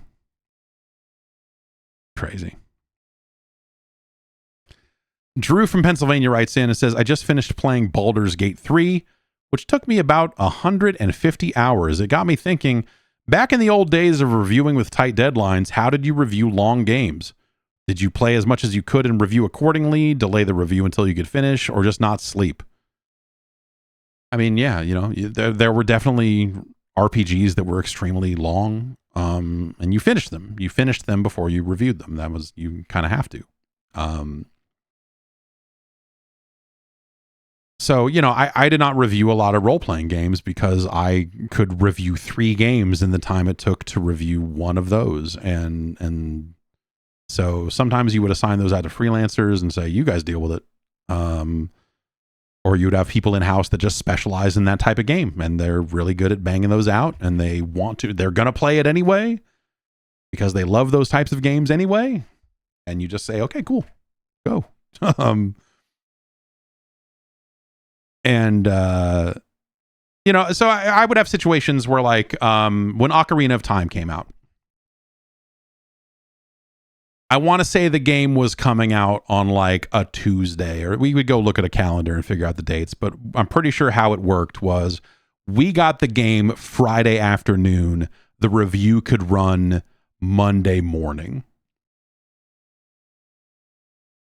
And so that cartridge showed up. I immediately jumped in my car and drove home and started playing Ocarina of Time. I played it until I could not stay awake anymore, and then I went to sleep for a while, and then I woke up and got back to work. And I spent the entire weekend doing that. I finished the game like midday Sunday because there was a wrestling pay-per-view on that weekend, and I finished like an hour before whatever Survivor Series or whatever the fuck it was. And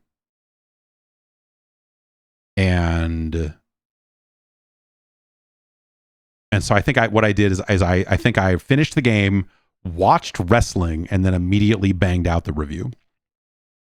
and then had to go back in and start taking screenshots. I think we ended up having like, I think we posted one, that was the first time we'd ever posted like 1,000 screenshots alongside the review. It was like the most screenshots we had ever posted. And it wasn't even a wrestling game. Wrestling games were the ones that you took all the screenshots of because that cleaned up traffic wise.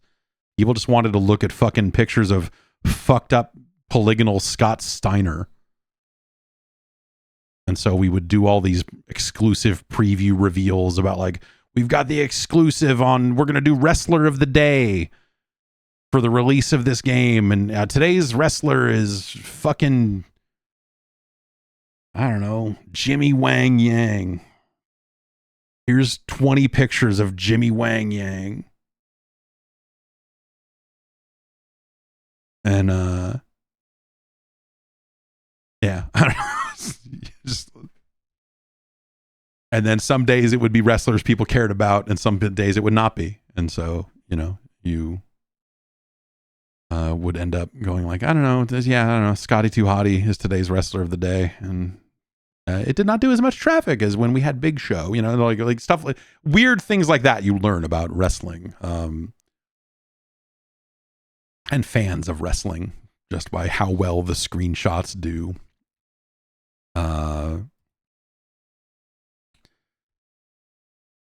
But yeah, generally, you know, you had to finish the games and review them.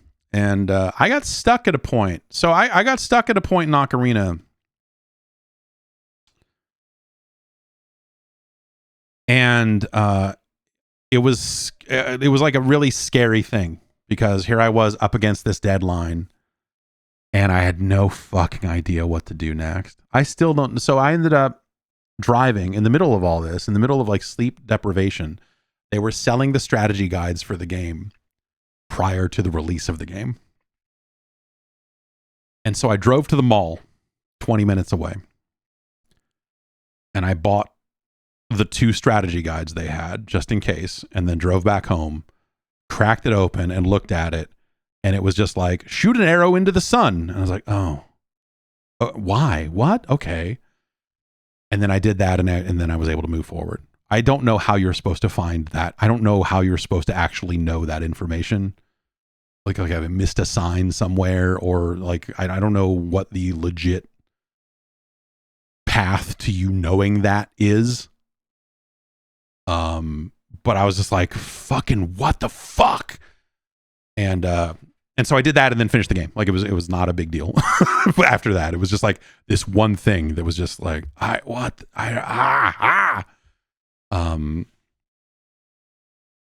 so yeah, that was the like getting stuck in a game, especially, you know, 'cause there was no help out for the overwhelming majority of games. If you really wanted to be a sucker,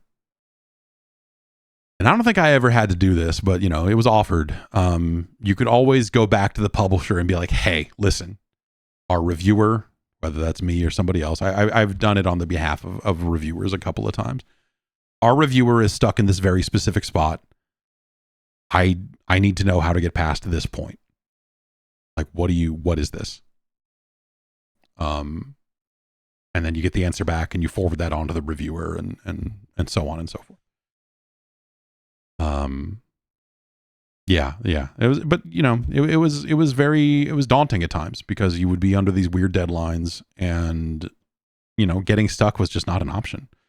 But by and large, like that pretty much never happened. Like, you know, the Ocarina is kind of one of the very few situations I can remember where I was like legit stumped. Just like, fuck, dude, I don't know what to do here. Like, I want to stop playing this game. I'm so fucking frustrated.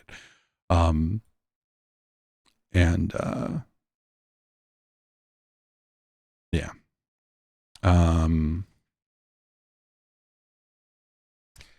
Steve writes in from Japan.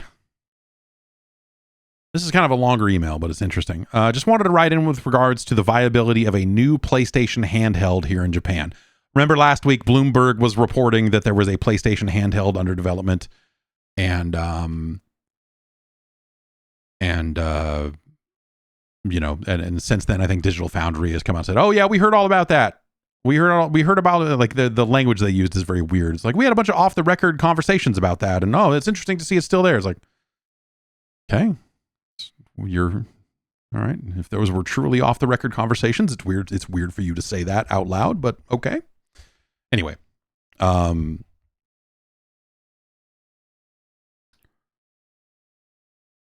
Steve says the landscape is changing rapidly here, almost to the point that I actually think it could be harder than Sony would expect.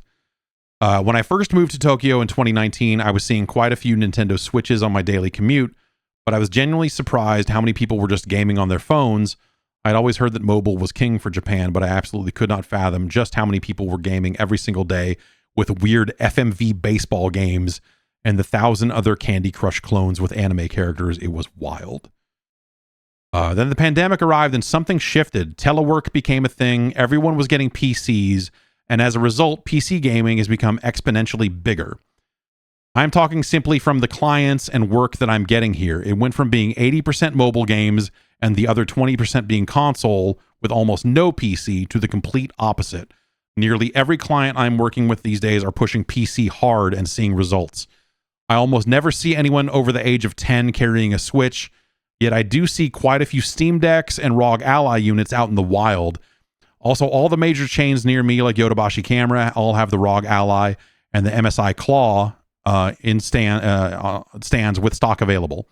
The Steam Deck is constantly selling out at every restock. I had to get my OLED secondhand as I was waiting nearly 3 months and still could not snag one. Good cost performance with Steam sales, a new appreciation for an exciting and accessible platform through Steam, and the sudden rise of first-person shooters here in Japan. I think if Sony released a handheld in 2019, they would have killed it. I still think it would perform really well, but I also think that there's a decent amount of competition here, and PC is making a real case for the Japanese market, even though it is so much smaller than the US or the EU. It's an interesting bit of perspective. You hear that shooters have gotten big there. Obviously, they hear that like Apex Legends had a really big became a really big deal in Japan, and that the Switch version did quite well. But to hear and you hear that like, oh well, Valve is taking the Japanese market more seriously. They're doing a Steam controller specifically for that market. They're doing this. They're doing, that they're rolling out the Steam Deck there directly, and you kind of hear little bits and pieces of it. But to see it kind of put together like this from someone who is, on the train, seeing it happen in real time, I think is really fascinating. And yeah, what does it mean for, because like a lot of the gacha games are coming out on PC, and that probably matters as well. And so yeah, this is it's an interesting shift for sure. We'll see how big it ends up being. And yeah, if this PlayStation handheld is like years away, what does that mean for its viability in the market if it's going to be a handheld PlayStation 5, if we consider that a lot of these PCs will continue to iterate? I guess I had also not really considered that when the pandemic hit and everyone had to start working from home, suddenly a ton of Japanese homes had PCs in them.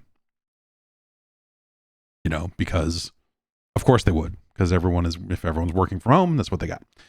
And that would lead to a rise in PC gaming. Yeah, when you walk through it, it makes a lot of sense. You go like, oh yeah, yeah, I guess so. We'll see what the numbers end up being like as this kind of, assuming this continues to develop, and what this ends up meaning. But yeah, man, the idea of the handheld PC mattering in Japan more than you might think makes sense when you spell it out like that. But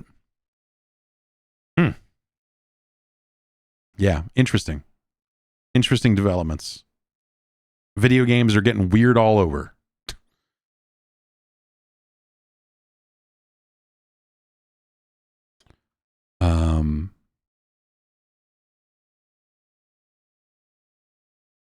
Darren in Belfast writes in and says, I was talking with friends about our favorite gaming memories and least favorite gaming memories, and I came to the conclusion that my least favorite generation was the Xbox 360 and PS3 generation.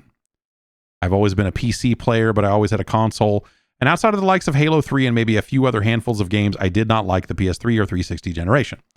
I'm 34. My friends are around my age, give or take a couple of years. They have fond memories of Call of Duty and Gears, but for me, that's when I fell out of love with multiplayer games as I cut my teeth on Quake, Unreal, and Counter-Strike, and the big multiplayer games at the time felt clunky and bad to play.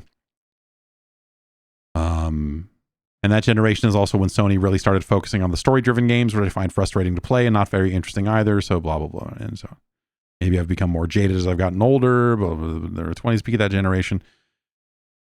Yeah, so I don't know. What is your least favorite generation of gaming? I don't know that I have a good answer to that. But I do agree in a general sense that like something about the way that we shifted from Quake and Unreal into, I would say even, obviously like Call of Duty and things kind of changed a lot of stuff, but I would say even Counter-Strike and Team Fortress changed the style of games that people wanted on PC first. And so by the time we get to 2007 and by the time Call of Duty 4 comes out, in a way, like Call of Duty 4 is just kind of like consoleizing and simplifying the team shooter that had been becoming popular in the wake of games like Unreal Tournament. They'd found ways to make like you used to always just play deathmatch. And then CTF got really big. But I don't know. I never really saw a lot of people ever playing team deathmatch in Quake era shooters.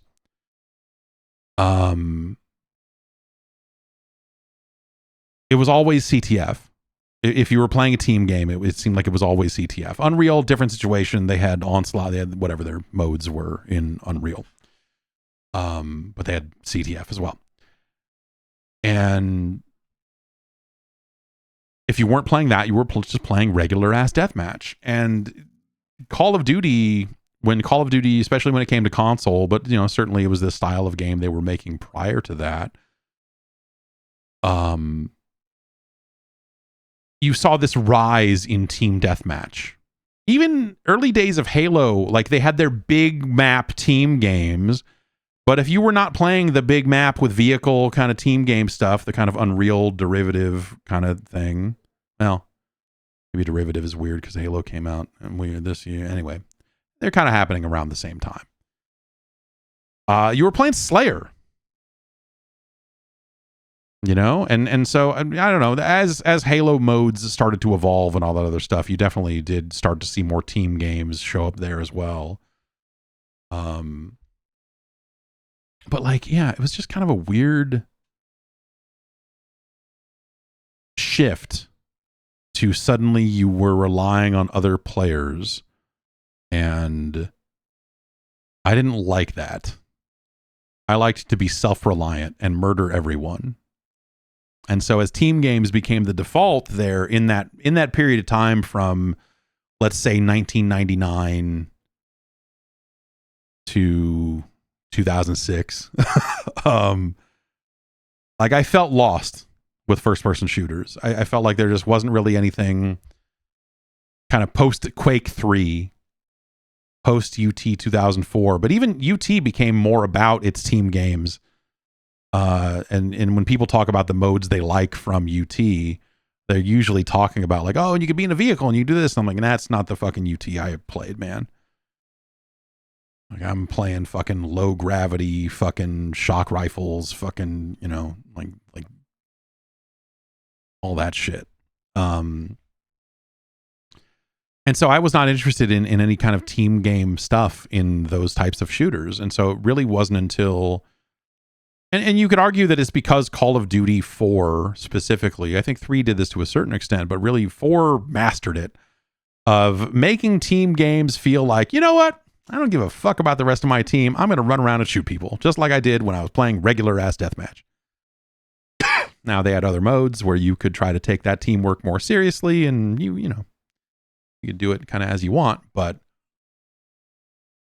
they found a way to make the average player not have to consider being on a team while still benefiting from being on a team. And the people who wanted to play team games, they would play Search and Destroy. They would play the specific team modes that were, that were actual team modes, right? And And so for me, that was the first time that Team Deathmatch actually felt like it mattered to me in a way that was like, oh, now suddenly there's a game I want to play, and it is a Team Deathmatch game. You know, it's not a regular ass deathmatch game. And so that was when that shift happened for me, was 07.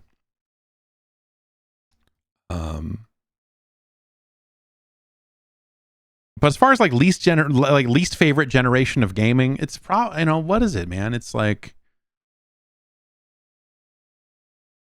it's that weird era post 2600 pre NES. It's like the Atari 5200 with its dog shit controllers.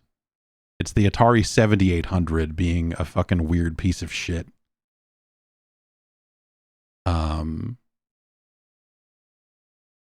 Some of that kind of like post-crash trash, when computers really kind of picked up the slack and mattered. That's probably my least favorite console generation, I guess I would say. I like the 8-bit Atari home computers. That was my first computer. I love it to death. But when they consoleized it for the 5200, I thought that the 5200 was just a weird piece of junk with its crappy controllers. And it just seemed like a worse experience than just buying the computer that originally ran all those games fucking 5 years earlier in some cases.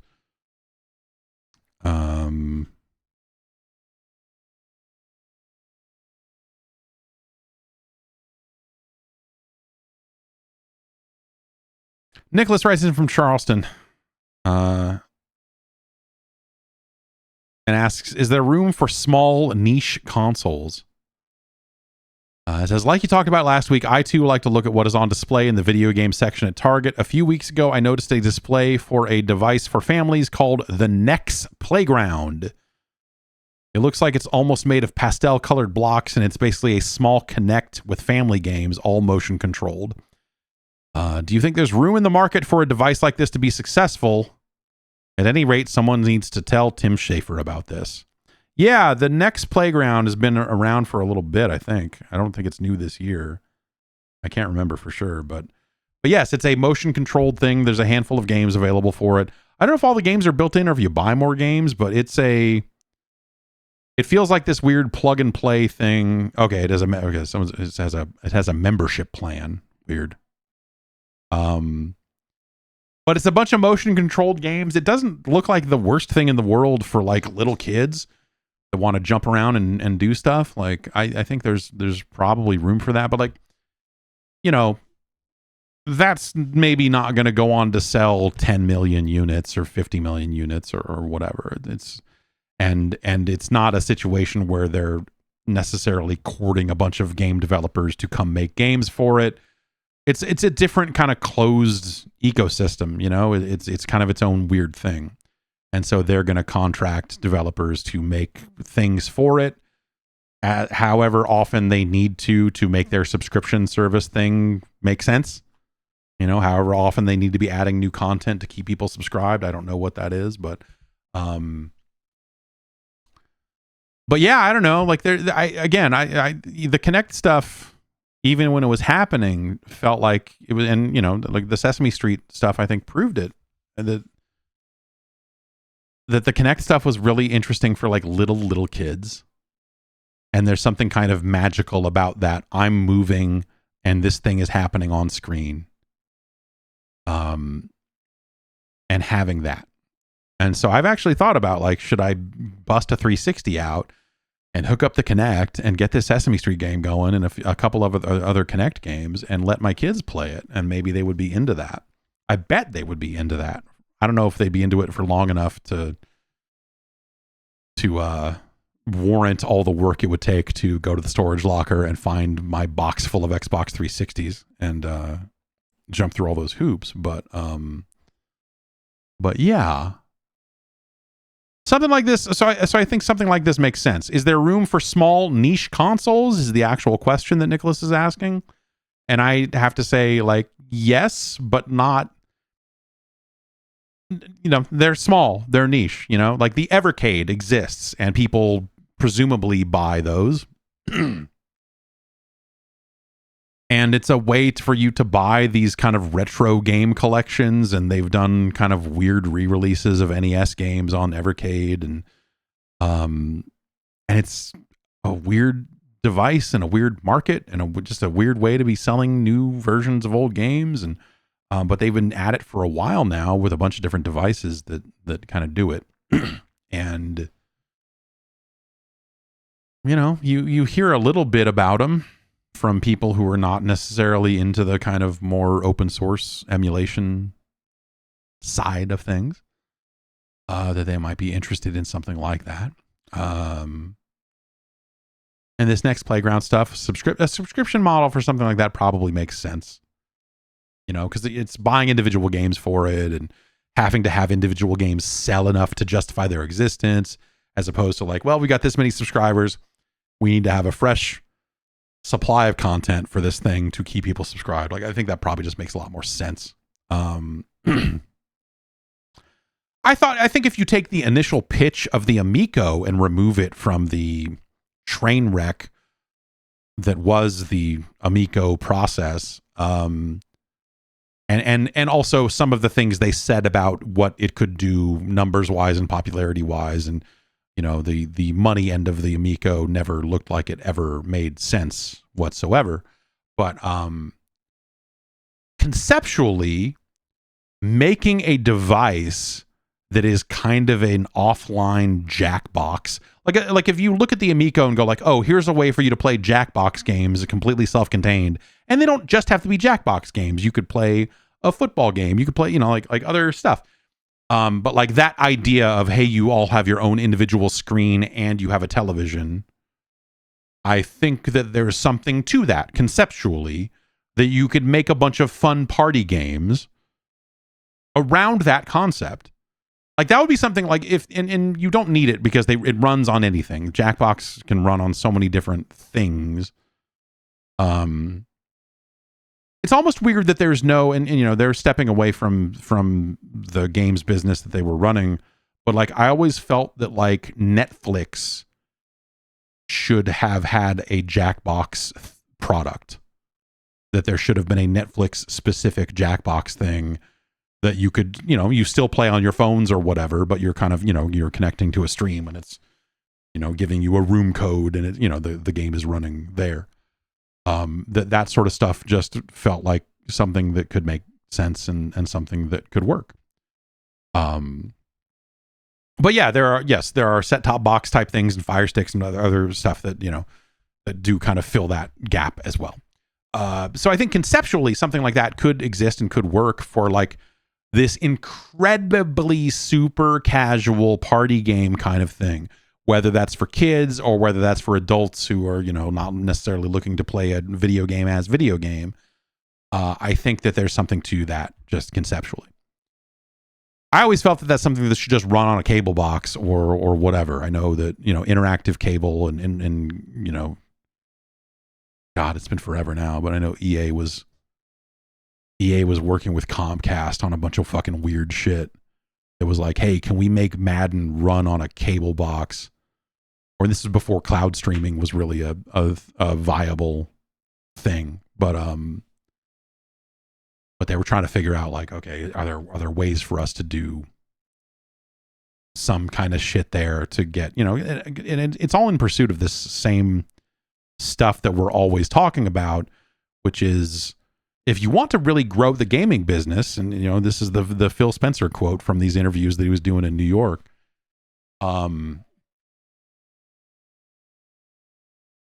You don't do it by selling people a $500 console, a $700 console, even a $300 console. You do it by going to where they already are and finding ways to inject games into the ecosystems and environments that they are already in.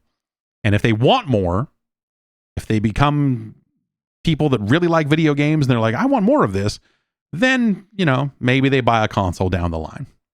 Maybe. But if you want to grow the overall number of players, you have to find ways to make different types of games that appeal to people that are currently not playing those games. You don't do it by making other games like Call of Duty. You don't do it by making like 9 other first-person shooters. That doesn't make more people play games. You don't do it by launching a third $500 console, by some other player entering the space and going, we've got a game machine too.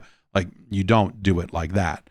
You do it with a handheld that can bring games with you where you go. Like the idea of these, that both Xbox and PlayStation are exploring this, and we see more and more of the PC space getting interested in this as well. Like, that's another situation where you're creating a new device that kind of creates a new segment, and maybe you're getting some players that are existing, and maybe you're attracting some new players in the process because they're like, oh, I can just bring this with me and I can just do this. Oh, that's cool. And so it's things like that that are going to end up being potentially expanding games. They don't necessarily expand games in ways that result in more games like the ones I am already excited about. But that's fine. There's already a lot of games coming out. So, yeah, I don't know. Like that's the signs of life that I think people see around the industry, but they come from these weird places. And so, you hear a lot of these. There was a fresh round of kind of doom and gloom, from some developers and people in the business over this last week or two, just going like, hey, I don't think people realize just how fucking big of a trench this still is. Like, people aren't coming out of the other side. It's not like studios are healing. And, like, you see signs of life around some of the deals that are getting signed and little bits and pieces here, but it's still fucked up out here, I think, has been the message that I keep seeing in multiple spots. I don't know how you fix that. It's it's a weird, I don't know, it's a difficult market, and you've got people that are like mad at games for really dumb reasons. That's not helping, where you got people out there loudly trying to say like, I don't even play Dragon Age because it's got pronouns in it or whatever. It's like, what the fuck are you, what? Grow up. What the fuck is wrong with you? It's a fucking Dragon Age game. They've been making them for years. It's pretty good. I don't know. My wife has started it. I got her Steam Deck all set up, and she's been playing Veilguard and has been into it. I've been chipping away at it here and there when I can, and having a pretty good time with it as well. It's really, so it's just like one of those things that just like rings like extra false, where you just like I finally realized like, oh right, okay, the people that hate this game, like there are probably reasons why you might not actually like it, that are legitimate, but a lot of that discussion has been drowned out by dipshits. And so you just look at it and go like, okay, well, fucking whatever. Like that, I think, is a lot of the Star Wars Outlaws problem as well. But there's just like weird dumb fucks out there that are like trying to start a fight that doesn't exist. And you're just like, what? What do you? Okay, yeah, grow up, man. I don't know.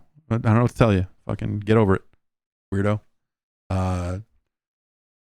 So yeah, it's just strange. I don't know.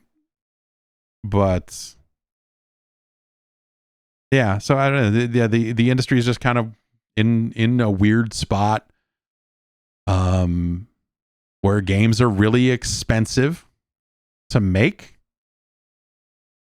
and there are a trillion games coming out all the time. There are tons of indie games coming out. There's a ton of, and so it's just a weird time right now overall. But I think there are a lot of great games. Like I said, there are a lot of great games that came out this year. I feel like I played a lot of really solid things in 2024. There's some cool small stuff, and there's been some really good big stuff. I mean, even, like this is, I think this is one of the best years for Call of Duty they've had in a long time, and so like even the big weird franchises that sometimes can be a little hit and miss, like Call of Duty, which even the misses are still selling insanely well.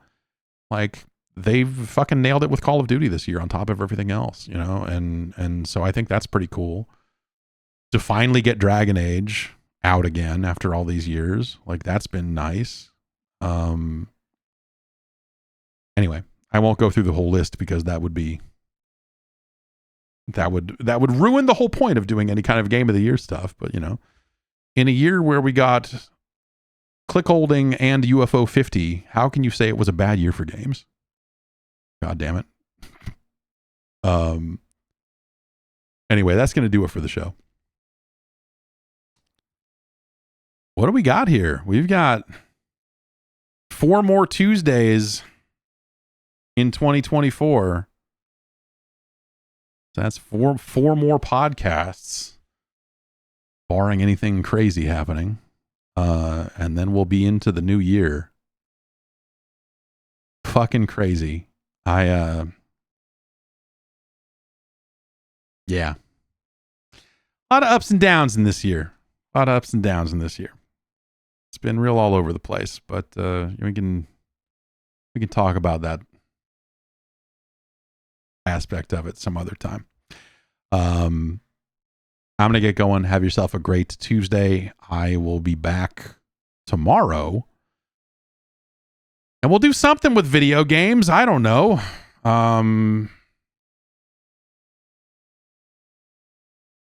Do something with video games. I was about to, I can't. So yeah, there's some stuff I'm playing that I won't be able to do then, but that has been this holiday season. There's been a lot of like, hey, I'm playing this thing and I can't talk about it for a week or 2 weeks or 3 days or, you know, whatever it is. So I don't know, maybe we'll play some old games if that makes sense. And we'll be back on Friday to rank some 8-bit Nintendo games as well. So come on through here on Twitch or YouTube for the archives and everything else. And yeah, we'll be back soon, whipping it up. See you soon.